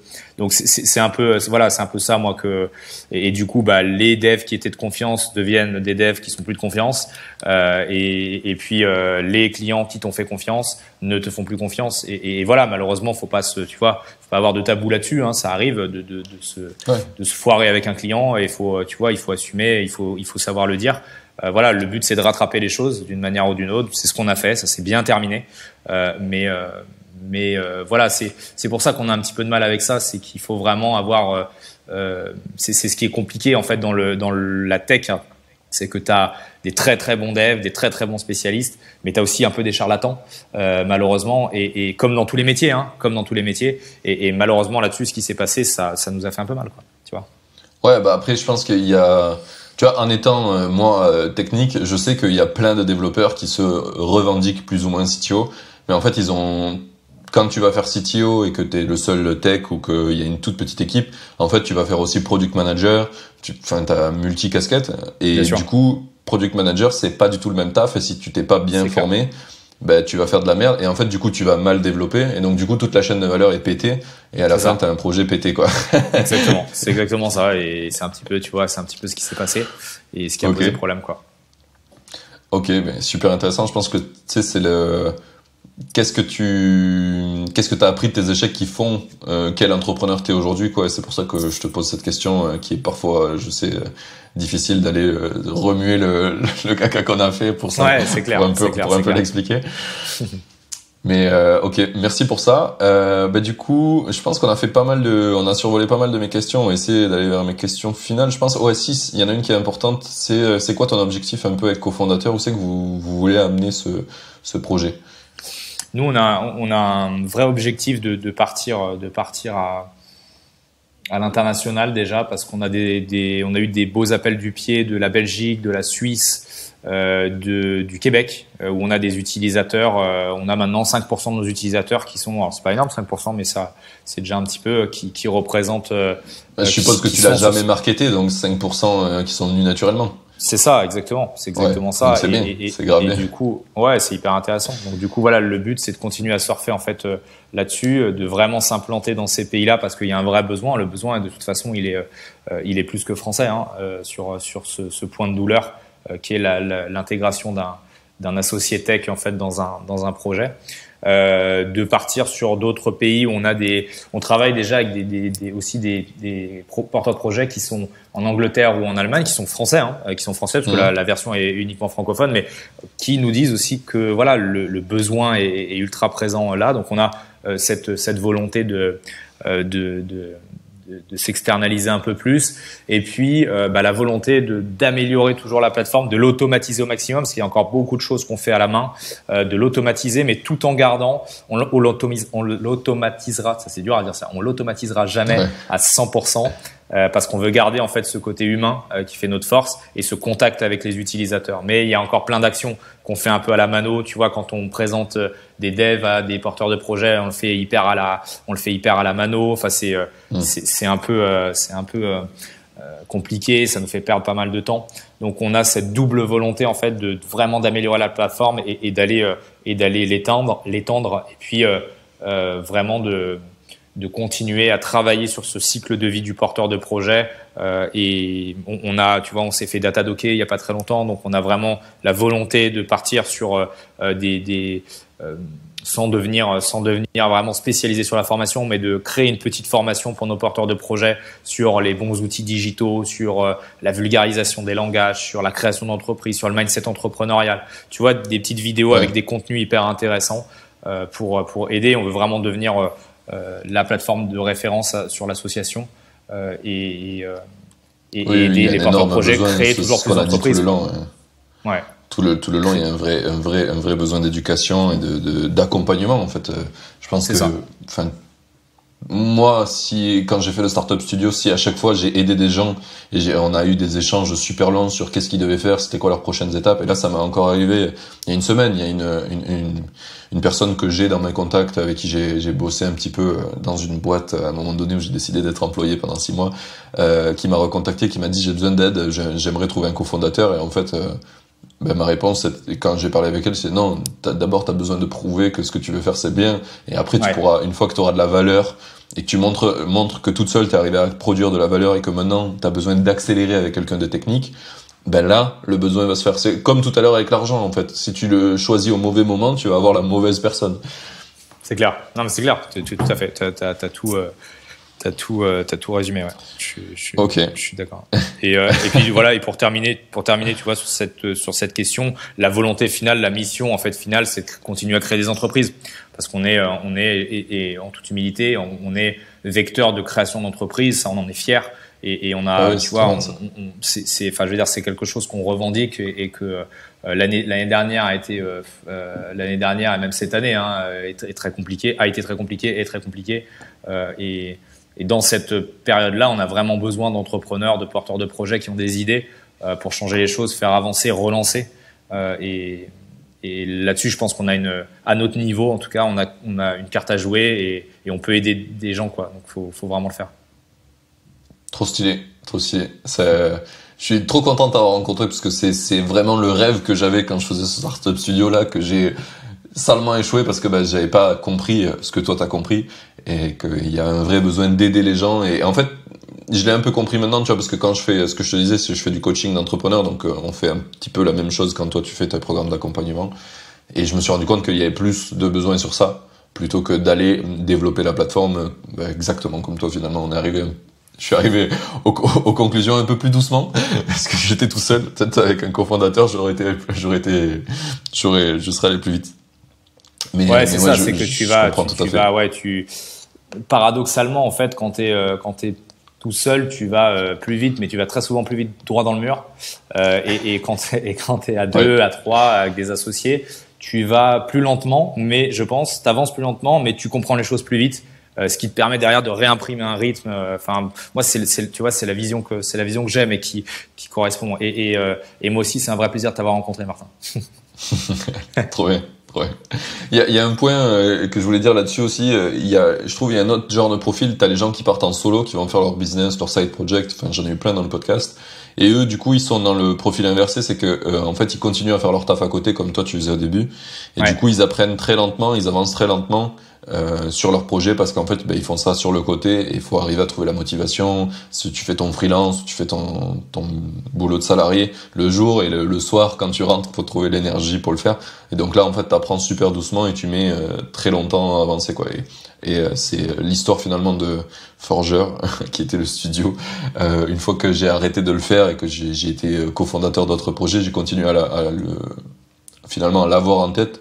Et ça a mis énormément de temps à ce que ça avance, quoi, parce que t'es plus focus dessus. Ouais, t'es pas focus, quoi. En fait, t'es sur, tu t'éparpilles, et en fait, tu peux jamais être à fond dans 2 projets, dans 3 projets. C'est pas possible. T'es obligé, en fait, de faire des sacrifices, oui, c'est ce qu'on disait avec les idées au début, quoi. C'est ça. Ce qui est rigolo, c'est que tu vois, je pars d'un profil technique où donc j'avais pas ce biais-là d'être trop enthousiaste, et petit à petit, tu vois, dans ce que j'ai fait, j'ai fait quand même pas mal de business, et du coup j'ai commencé à apprendre ce biais alors que je l'avais pas à la base quand j'étais technique, et j'ai commencé à me retrouver dans trop de projets. Maintenant, tu vois, j'en ai trop, et je commence à les shutdown, parce qu'en fait je me suis retrouvé à avoir trop de projets, quoi. J'ai la casquette technique, en plus j'ai la casquette marketing, en plus j'ai la casquette business, en plus j'ai plein de projets. Et moi, j'ai eu une discussion avec un entrepreneur je me fais coacher en ce moment, et j'essaie de le mettre sur YouTube pour montrer que le coaching c'est important, tu vois, comme toi tu fais, c'est super important. Du coup, je le mets sur YouTube pour montrer que c'est pas du bullshit, c'est vraiment quelque chose qui a du sens. Tu sais, souvent on prend l'image de quand t'es sportif de haut niveau, on te dit c'est qui ton coach, c'est qui t'a coaché, qui t'aide à aller à ce niveau-là. Et logique. Mais par contre, dans le business, si tu parles d'un coach, c'est un gourou, c'est un mec qui fait des incantations vaudou. C'est ça en fait. C'est très compliqué en fait. Nous on le ressent sur un porteur de projet startup, en fait, de comprendre en fait que le conseil, en fait, ce qui est pas tangible, en fait, ce qui est pas palpable, je sais pas comment tu dis ça, c'est hyper important, en fait, que ça se valorise, et que c'est la base de tout. Le conseil, le coaching, c'est pour moi vraiment la base de tout. Après, c'est comme partout, hein. T'as des trucs qui sont un peu bullshit, et puis t'as des trucs qui te font vraiment changer ta manière de t'organiser, de voir les choses, de réfléchir. Mais quand t'es porteur de projet startup et que 1 euro c'est 1 euro, tu te dis bah voilà, j'ai du mal à penser que je vais mettre, je sais pas, 600 euros de conseil là-dedans, 2000 euros de conseil là-dedans. Et ça peut être compréhensible, mais c'est une erreur pour moi. C'est une erreur. Moi, moi qui me suis, alors je suis passé par un incubateur, je me suis fait accompagner, mais tu vois, si ça avait été, si c'était à refaire, je pense que je me serais fait accompagner par un mentor, par des entrepreneurs un peu plus expérimentés pour gagner du temps, pour éviter de faire des bêtises. Et ça, c'est un truc que j'ai pas fait. C'est un regret, ça. C'est un regret, ça, parce que tu t'apprends les choses, tu finis par les apprendre, mais il y a plein d'erreurs que j'aurais pu ne pas faire, quoi. Ouais, voilà, tu fais plein d'erreurs et tu mets du temps. C'est pas du temps très bien utilisé, quoi. T'aurais pu aller un peu plus, je dirais pas un peu plus vite, mais plutôt, ça aurait pu être un peu plus simple. Ouais, c'est ça. C'est exactement ça. Ouais. Des fois, apprendre, c'est difficile pour pas beaucoup enfin, tu peux le faire plus simplement, quoi. C'est tout. Ouais. Ok. Du coup, est-ce que t'as des choses un petit peu dans le futur dont tu veux parler d'un cofondateur? C'est quoi un petit peu le futur, là, sur quoi qu'est-ce que vous allez faire dans le futur? Vous allez lancer des nouvelles choses? Est-ce que tu peux nous parler un peu des idées futures de cofondateur? Ouais, on a cette offre de un peu de formation qu'on est en train de mettre en place, qui je pense va être super intéressante, et on a hâte de vraiment la présenter à nos utilisateurs. On a la volonté de toujours améliorer nos programmes de formation, nos programmes d'accompagnement, pour trouver ton associé, mais également le programme post-rencontre pour structurer cette association. On a la volonté vraiment de venir agréger du conseil, vraiment avec des conseils des acteurs forts, pour vraiment booster cette offre-là et qu'elle soit vraiment canon, qu'elle soit vraiment béton, pour que l'utilisateur qui passe sur notre plateforme se dise vraiment j'ai été pris en main de A à Z, j'ai shooté dans pas mal de fausses croyances, j'ai compris quel était mon besoin, j'ai trouvé la bonne personne et derrière ça s'est bien passé, et puis après c'est le chemin de l'entrepreneuriat et on pourra jamais empêcher que les choses se passent mal et que ça parte en vrille derrière, mais voilà, le but c'est d'aider ces gens-là à décoller, et aller le plus loin possible.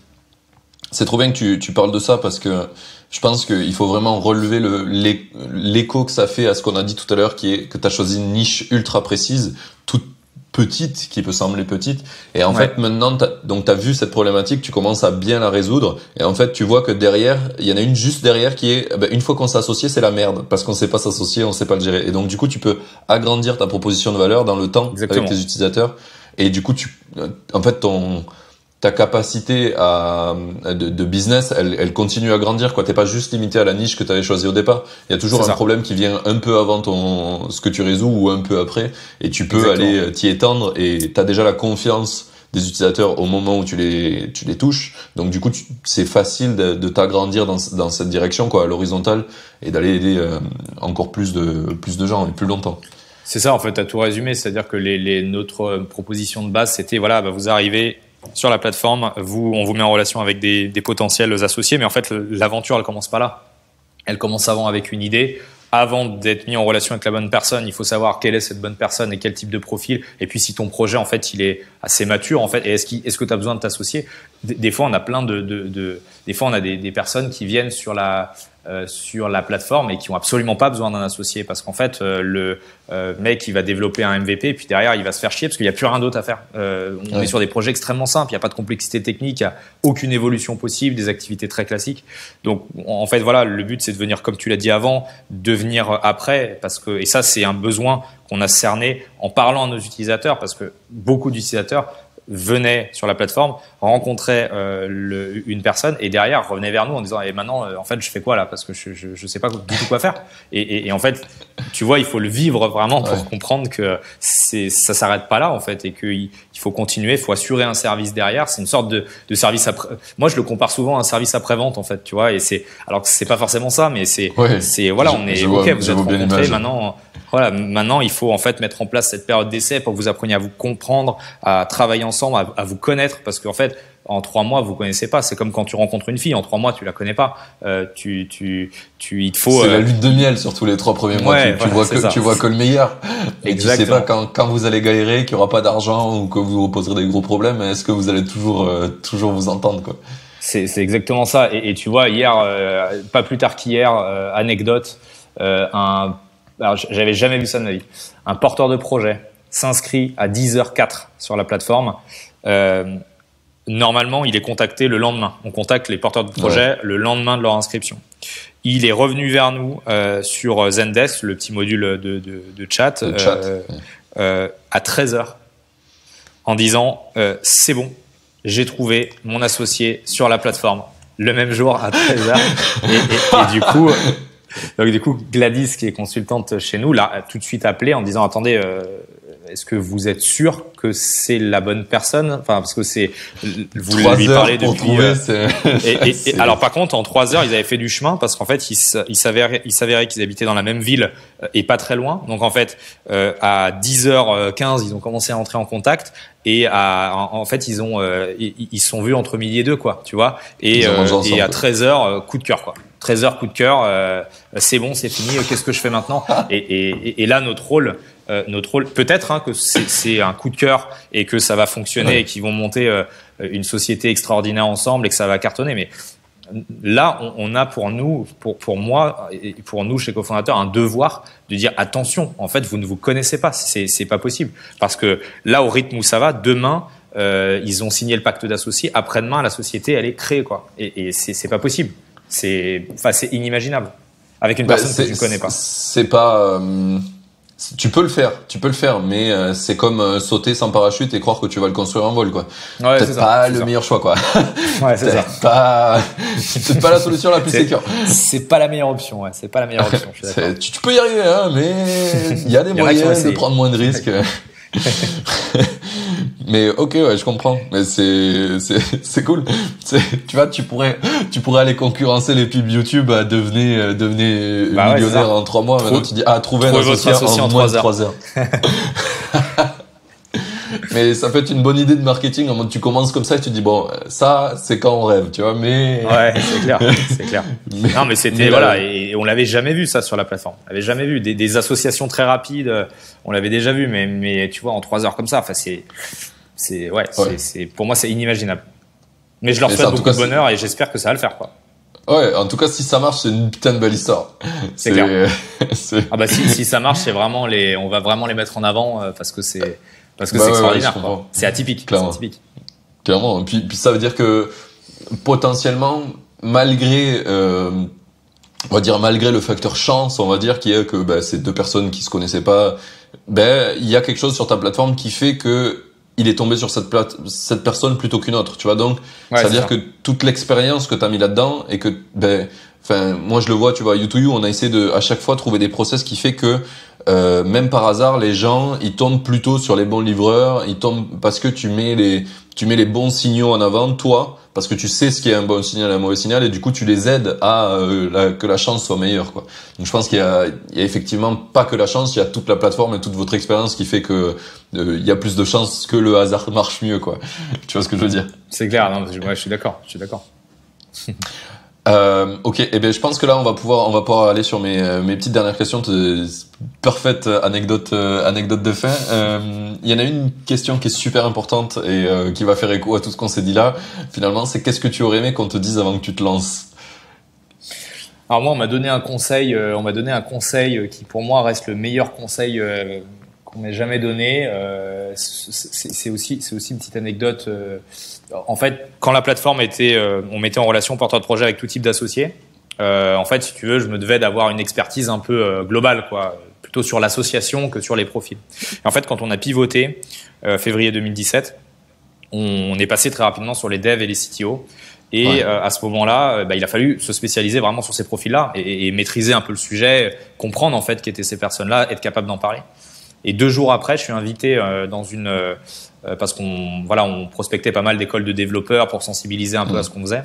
Je suis invité par une école de développeurs sur un petit atelier, un meet-up pour parler des associations porteurs de projets dev. Donc je me dis bon super, je prépare un peu mon sujet et moi j'avertis tout de suite l'animateur en lui disant attention, nous, on vient vraiment de pivoter. Je suis pas un expert des devs, je suis pas un expert des profils CTO. Par contre, voilà, j'ai des choses à dire sur l'association, j'ai des certitudes.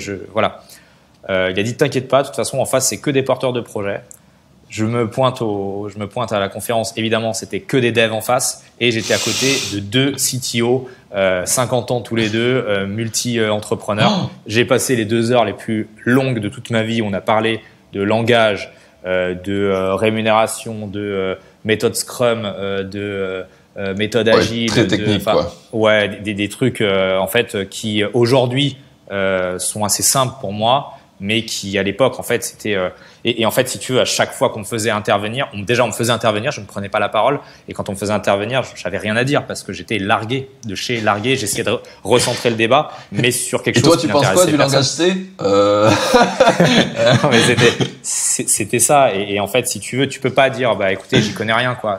Enfin, donc t'es obligé en fait de garder mais vraiment je suis rentré chez moi, je pleurais, quoi. Enfin tu vois, c'est extrêmement traumatisant parce que j'avais 2017, j'avais 26 ans, hein, j'étais pas non plus un gamin, mais c'est extrêmement traumatisant comme expérience. Et tout ça pour finir, parce que je m'éloigne de ta question, mais l'animateur de la conférence, qui était hyper bienveillant avec moi, à la fin m'a dit là en fait Valentin, le problème c'est que tu ne maîtrises pas ton sujet, il faut vraiment que tu deviennes un expert de ton sujet, que tu lises, que tu apprennes, que tu saches tout. Et ça pour moi, à ce jour, c'est le meilleur conseil qu'on m'ait jamais donné, c'est de dire que si tu veux lancer une activité, si tu veux lancer une start-up, il faut que tu sois un expert de ton sujet. On doit jamais en fait te prendre au dépourvu. Il faut vraiment que tu aies toutes les informations.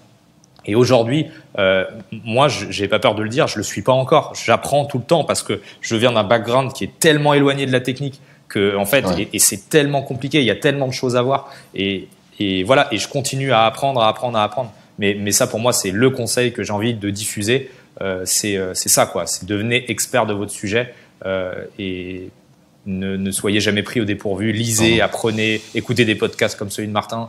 Enfin, il y a plein de choses, plein de ressources, mais il faut le faire, quoi. Ok, trop bien. Mais je pense que c'est un très bon conseil. Après, il y a ce que je trouve intéressant là-dedans, c'est que souvent, quand on te dit ce conseil, les gens se mettent en tête avant de commencer quelque chose, il faut que je devienne expert. Et en fait, tu peux devenir expert en faisant. C'est un peu même le principe. Ouais, bien sûr. C'est juste le petit détail que j'aimerais rajouter, parce que des fois, les gens se disent, OK, donc il faut que je fasse, tu sais, pour devenir expert, ils se disent, bon, il faut que j'étudie ça pendant X années. Je vais faire HEC entrepreneurial. Pas forcément. Si tu veux devenir un entrepreneur, pas forcément. Mais en tout cas, fais, avance et deviens un expert. Et ça, c'est clairement pour moi aussi le meilleur conseil, c'est que t'apporteras énormément de valeur en devenant un expert. Quand t'apportes de la valeur, les gens sont prêts à payer pour ce que tu fais. Exactement. C'est exactement ça. Et là, je pense où on apprend le plus, c'est en échangeant avec les cibles, quoi. En échangeant avec la clientèle, avec les cibles potentielles, avec moi où j'ai le plus appris, c'est pas en lisant des articles sur du C#, sur du Python ou sur ce que c'était que la différence entre une application mobile native, hybride, une PWA, c'est pas en fait en allant lire des articles un peu où finalement tu peux vraiment te paumer, parce qu'en fait il y a plein de gens qui ont des avis différents. C'est en échangeant avec des devs et leur côté pratico-pratique qui en fait un dev il parle jamais pour rien dire. Enfin, je vais pas rentrer dans le cliché, mais c'est le ressenti que j'ai vraiment sur ces profils-là, c'est que ils sont extrêmement avares en fait de mots, et parfois d'émotions.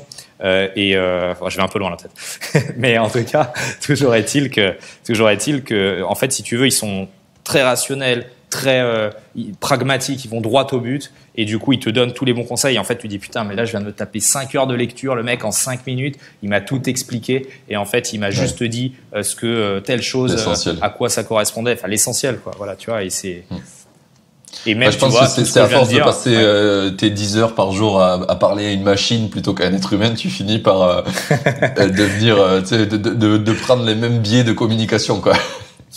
C'est clair. Bon, après, moi, j'ai le droit de le dire, je suis tech. Moi, j'ai pas le droit de le dire. C'est ça le problème. Moi, j'ai pas le droit de le dire.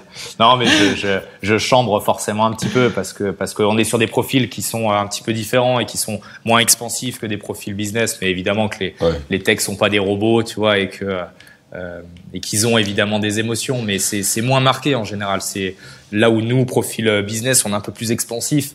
Eux, c'est moins marqué et c'est vraiment appréciable parce que c'est ce qui fait la valeur aussi des projets qu'ils lancent. Ouais, bah après c'est simple. Il y a une super simple image à montrer, c'est que toi, en tant que business, ton principal outil, c'est la communication. Donc du coup, tu deviens un très bon communicant en général et tu passes ton temps à communiquer à des gens. C'est ton métier de parler à des gens. Tu vas le faire à 10 heures par jour aussi ou 8 heures par jour. Ça dépend à quel point tu bosses, mais tu vas faire ça toute la journée. Et nous, à comparaison, ce qu'on fait 8 heures par jour, c'est parler à un ordi. Donc forcément, tu t'entraînes à être synthétique, tu t'entraînes tous les jours à parler d'une certaine manière et toi, côté business, d'une autre manière. Donc forcément, quand tu viens opposer les deux, il y a une différence qui est logique puisque tous les jours l'entraînement que tu fais, puisque c'est de l'entraînement bosser en fait, tu conditionnes ton cerveau à faire quelque chose, tu le conditionnes plus dans un chemin ou de l'autre. Donc c'est clair. Il y a pas de c'est pas une bêtise de le dire. Ça peut être cliché de dire que t'es binoclard et que t'es devant un ordi et tu sors jamais. Mais parce que c'est super simple pour un développeur. C'est comme toi, un mec business, c'est super simple d'aller parler à des gens enfin, ça devient quelque chose c'est cool d'aller parler à des gens, de les rencontrer, de parler de ce que tu fais parce que tu le fais tout le temps. Et nous, discuter avec un ordinateur, tu le fais tout le temps, donc ça devient plus simple de s'enfermer dans sa chambre que d'aller voir le monde extérieur. Et donc, du coup, il y a des gens qui le font. Heureusement, on n'est pas tous comme ça. C'est clair, mais il y a un truc que tu dis qui est super intéressant et je pense qu'il n'a absolument rien à voir avec le podcast, mais je vais rebondir dessus parce que c'est un truc qui m'a touché personnellement. C'est tu dis le travail c'est l'entraînement et c'est vraiment ça.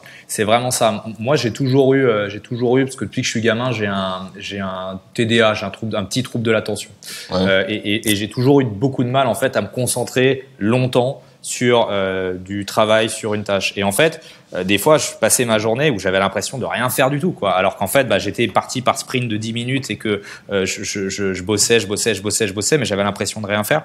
Et en fait, je me suis rendu compte que tu peux pas. Aujourd'hui, je pense que par rapport au petit déficit que j'ai, je suis devenu super productif. Je pense l'être devenu, mais ce qui est sûr, c'est que tu deviens pas super productif du jour au lendemain en lisant un bouquin qui te dit voilà telle méthode à appliquer pour transformer ta semaine de 40 heures en semaine de 4 heures. Enfin ça c'est aussi beaucoup c'est un autre débat, mais ce qui est sûr c'est que ce que tu dis est hyper intéressant. Le travail c'est de l'entraînement, c'est-à-dire qu'il faut s'entraîner à travailler pour petit à petit augmenter son volume de travail, y prendre du plaisir. Et je suis pas sadomaso, mais c'est prendre du plaisir en fait à travailler. Moi, j'adore ce que je fais et j'y prends de plus en plus de plaisir. Mais c'est comme ça en fait que petit à petit, en augmentant ton volume de travail, en t'entraînant en fait, tu habitues ton corps à le faire et à avancer quoi. Donc je trouve ça hyper intéressant comme idée.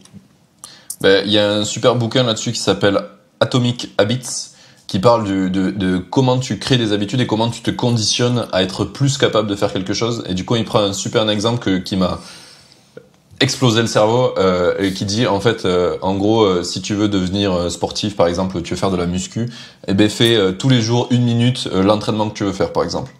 Et rien que de faire ça, ça va te rendre plus musclé. Alors que tu fais 1 minute, tu vois. Mais le faire 1 minute tous les jours, ça va conditionner ton cerveau, renforcer ton réseau neuronal qui fait ce mouvement. Et du coup, en fait, tu deviens plus fort à faire ce mouvement sans avoir plus de muscles. C'est juste que ton cerveau est capable de connecter à plus de fibres musculaires. Très technique, la petite explication. Mais du coup, tu vas avoir beaucoup plus de force. Et quand tu comprends ça, enfin, moi, quand je l'ai écouté, j'étais là, je fais, ah ouais, mais ça a vraiment explosé mon cerveau. C'est dans le sens, en fait, tout est un entraînement. Mais c'est pas des fois l'entraînement que tu vois. C'est pas, en fait, là, de ce qu'on parle, tu vas pas entraîner tes muscles, tu entraînes ton cerveau à mobiliser ses muscles. Et donc, en fait, ça, tu le fais pour tout. Ouais. Et c'est vraiment, je pense vraiment super important de le comprendre parce que du coup, tu peux te mettre à dire, ok, je veux devenir meilleur en communication, mais je vais m'entraîner dessus 1 minute par jour et ça va le faire. Tout ce que tu veux faire, en fait, tu peux le faire via ce système d'Atomic Habits. Et c'est génial parce qu'il parle de commencer petit et petit à petit, en fait, ça devient de moins en moins un effort puisque ton cerveau est plus entraîné à prendre ce chemin et du coup, tu le fais de plus en plus et ça devient de plus en plus facile. Et au bout d'un an, tu te rends compte de la progression. C'est un peu comme, je compare ça, tu vois, à l'investissement. Quand on te donne de l'argent, d'un coup, t'as plein d'argent, mais du coup, t'es pas du tout entraîné à savoir le dépenser comme il faut, etc. Alors que quand tu fais le chemin dont on parle ensemble et que t'as fait, en fait, tu t'entraînes tous les jours. Et donc, au moment où tu commences à en avoir de l'argent, t'es une machine pour savoir comment l'utiliser. Alors, au mieux possible, tu vois, tu vas pas être parfait, mais en tout cas, tu seras bien plus entraîné. Donc, du coup, t'as plus de chances de moins faire de conneries. Et ça a beaucoup de valeur. Donc, est-ce que tu fais ta petite minute tous les jours? Non, mais là, tu vois, je me fixe avec ma copine, donc on se fixe des OKR comme tu peux avoir en entreprise, on se le fait en perso pour essayer de grandir ensemble. Et donc là, on doit se fixer les prochains. Donc moi, j'ai un objectif depuis 3 OKR d'essayer de faire plus de sport. Et jusque là, en fait, j'avais pas compris ça, donc j'ai toujours mis des objectifs qui étaient non relevant. Et donc là, mon problème, c'est de prendre l'habitude de faire du sport. En fait, c'est pas de faire du sport. Et donc, du coup, maintenant, je vais fixer un objectif qui est d'apprendre à avoir l'habitude de faire un truc débile une minute par jour, tu vois. Et le petit trick qui est dans ce livre, qui est super cool, c'est que si tu veux construire une habitude par-dessus une autre, super simplement, tu utilises une habitude que tu as déjà. Et moi, j'en ai pas beaucoup parce que je kiffe pas trop les habitudes. Donc, l'idée là que j'ai par rapport à ce livre, c'est aller aux toilettes. C'est un truc que je fais habituellement à peu près aux mêmes horaires. Donc ça, c'est une habitude. Et derrière ça, je vais plugger une minute de sport. Donc et je vais arriver normalement au bout de 3 mois à commencer à avoir une habitude de faire 1 minute de sport par jour. Et donc essayer de la doubler. Et petit à petit arriver à un truc qui était l'objectif à la base, qui était d'arriver à faire 45 minutes de sport par semaine. Ouais, donc t'as vraiment intégré un peu cette roadmap, ok. C'est ça.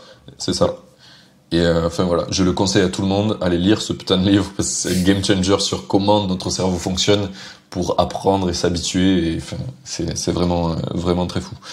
Tu te rends compte que depuis le début, tu te fixes des objectifs contre-productifs au possible qui arrivent des fois, mais parce que tu forces, tu vois, mais c'est contre-intuitif. Alors que si tu le faisais de la manière intuitive, c'est beaucoup plus simple. Ça ira beaucoup plus vite et ce serait beaucoup plus simple. Ouais, voilà, c'est ça. Mais c'est encore une fois parce qu'on est rêveur et qu'on se dit demain je suis sportif. Non, d'abord tu dois apprendre à avoir l'habitude de faire du sport. Tu vois, si tu l'as jamais fait, comme moi où j'ai pas eu la chance de faire du sport quand j'étais jeune. Enfin, j'ai jamais trop accroché à ça et donc j'ai pas fait en club, etc.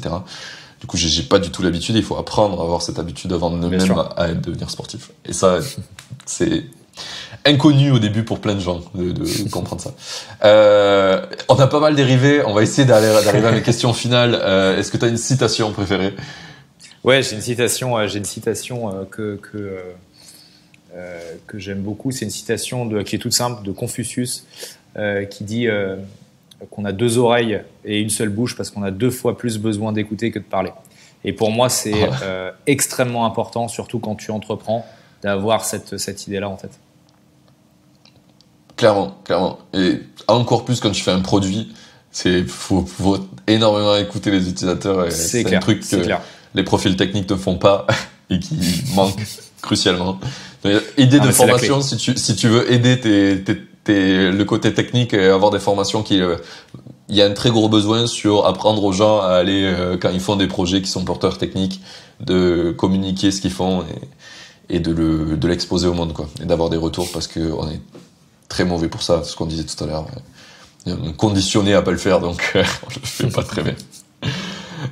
Ok, et du coup, ça c'est une question pour moi, c'est pour avoir de nouveaux invités sur le podcast. Quel est l'invité selon toi que je dois faire venir dans ce podcast après toi? Je pense que tu pourrais avoir un très très bon sujet si je l'appelle à venir avec entrepreneur connu, avec Pierre Kosciusko-Morizet, que je trouve extrêmement intéressant, qui a des idées assez pertinentes, qui a eu un très beau parcours, hein, comme tout le monde sait. Je trouve ce profil assez intéressant. Je pense que ça pourrait donner un beau sujet. Alors sache que je ne sais pas qui c'est. C'est vrai. C'est le fondateur de Price Minister. Ah yes, et maintenant je sais. C'est le fondateur de Price Minister qui a bossé aussi chez Rakuten et qui maintenant est investisseur chez Isaïe notamment. Ok, trop stylé. Eh bien, je vais le contacter. Je vais essayer du moins de trouver un moyen de l'avoir. Trop cool. Merci pour ça. Et du coup, c'est qu'on envoie les makers qui veulent te suivre, s'ils veulent un peu plus d'infos sur ce que tu fais sur cofondateur. Alors, il y a plusieurs chemins possibles. Bah, déjà, il y a le site cofondateur.fr, tout simplement, notre blog que vous pouvez trouver directement sur la plateforme. Et puis, nos réseaux sociaux, que ce soit LinkedIn, que ce soit Instagram, que ce soit Facebook ou que ce soit Twitter.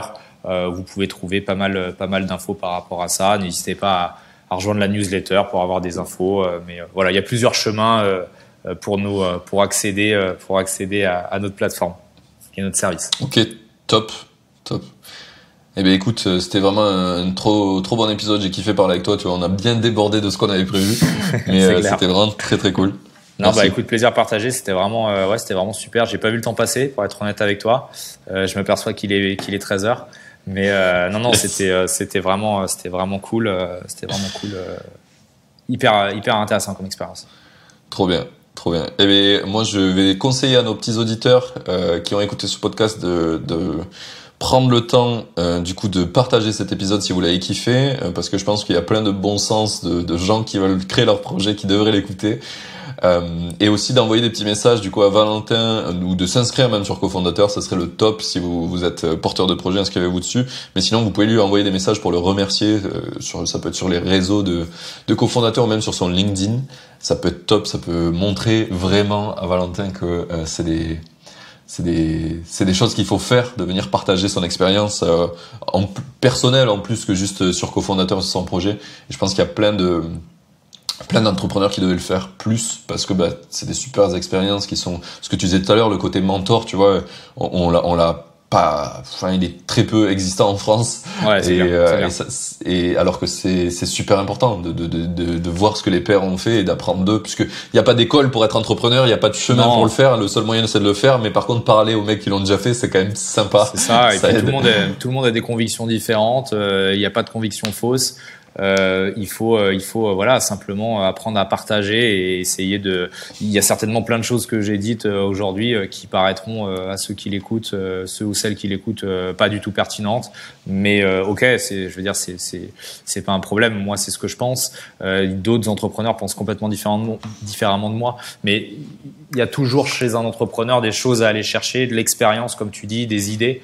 Et je pense je suis d'accord avec toi, en France, on partage pas assez par rapport à ça, parce qu'on a peur de l'échec, on a peur de parler de nos idées, et puis on a peur de se livrer aussi, hein, il y a cette sensibilité-là, et c'est une erreur, je pense, c'est dommage. Clairement. Ce qui est rigolo, c'est que j'ai une newsletter aussi qui parle du podcast et de ce que je fais sur mes projets, parce que j'ai des projets, et maintenant je suis à 100% dessus. Et en fait, je me suis rendu compte que même moi, tu vois, la semaine dernière, il m'arrivait plein de merde, il n'y a rien qu'à marcher comme il faut. Et j'avais envie d'écrire une newsletter où il y avait des trucs positifs, tu sais, chercher, je dis putain, je sais pas qu'est-ce que je peux dire de positif. Et je me suis regardé, je suis putain, mais encore une fois, je suis con, j'ai le biais du truc que je dis qu'il faut pas faire, quoi. Non, il faut partager. Et du coup, j'ai partagé toutes les conneries que j'avais fait. Ouais, et il y a plein de gens qui m'ont dit ah, je comprends, ça m'est arrivé, etc. Et c'était vachement bien, en fait, Bien sûr. Tu partages toujours plus de toute façon dans l'honnêteté et dans l'erreur que dans le succès et c'est aussi un peu français, mais qui paraît toujours un peu ambigu, tu vois. Et en fait, le fait de parler de tes erreurs, ça t'attire une certaine sympathie, une certaine empathie, ça te fait du bien. Et puis c'est vrai, quoi. En fait, on fait tous des énormes conneries, on a tous raté des projets, on a tous raté des choses. Enfin, c'est normal, en fait. Il y a jamais on est tous passés pour des cons. Enfin, il y a jamais un chemin qui est droit, rectiligne vers la victoire. Tu passes du temps à te casser la gueule, à te mettre des pansements, à te faire des bobos, à te prendre une branche, à te relever, à prendre un toboggan qui te permet d'accélérer. Enfin, c'est pas rectiligne, quoi. C'est clairement pas rectiligne, ouais. Le chemin de l'entrepreneur, c'est... Ça, c'est clair. J'ai pas de mots qui définissent ça. Il y en a peu, mais c'est un beau chemin. Semer d'embûches. Semer d'embûches. Ouais, mais semer d'embûches, ça fait trop négatif. Tu vois, alors qu'il y a des trucs extraordinaires aussi qui t'arrivent quand t'es entrepreneur, donc. Ouais, je vois ce que tu veux dire. C'est les montagnes russes, quoi. Ouais, c'est montagnes russes, voilà. Ça, c'est le bon terme. C'est plutôt ça, ouais. Mais sauf que en bas, il peut y avoir des embûches sur la montagne russe. Ouais, c'est ça. Quand t'es vraiment au fond, là. C'est ça. Tu peux t'enterrer encore plus si tu continues. T'as l'impression que t'es au fond, mais tu creuses encore. C'est clair. Ouais. Et voilà. Ok, eh ben merci à toi, c'était top. J'ai vraiment passé un trop bon moment encore une fois, et puis je dis à nos auditeurs à dans une semaine maintenant pour le prochain épisode, puisqu'on est passé à un épisode toutes les semaines depuis quelques temps. Salut.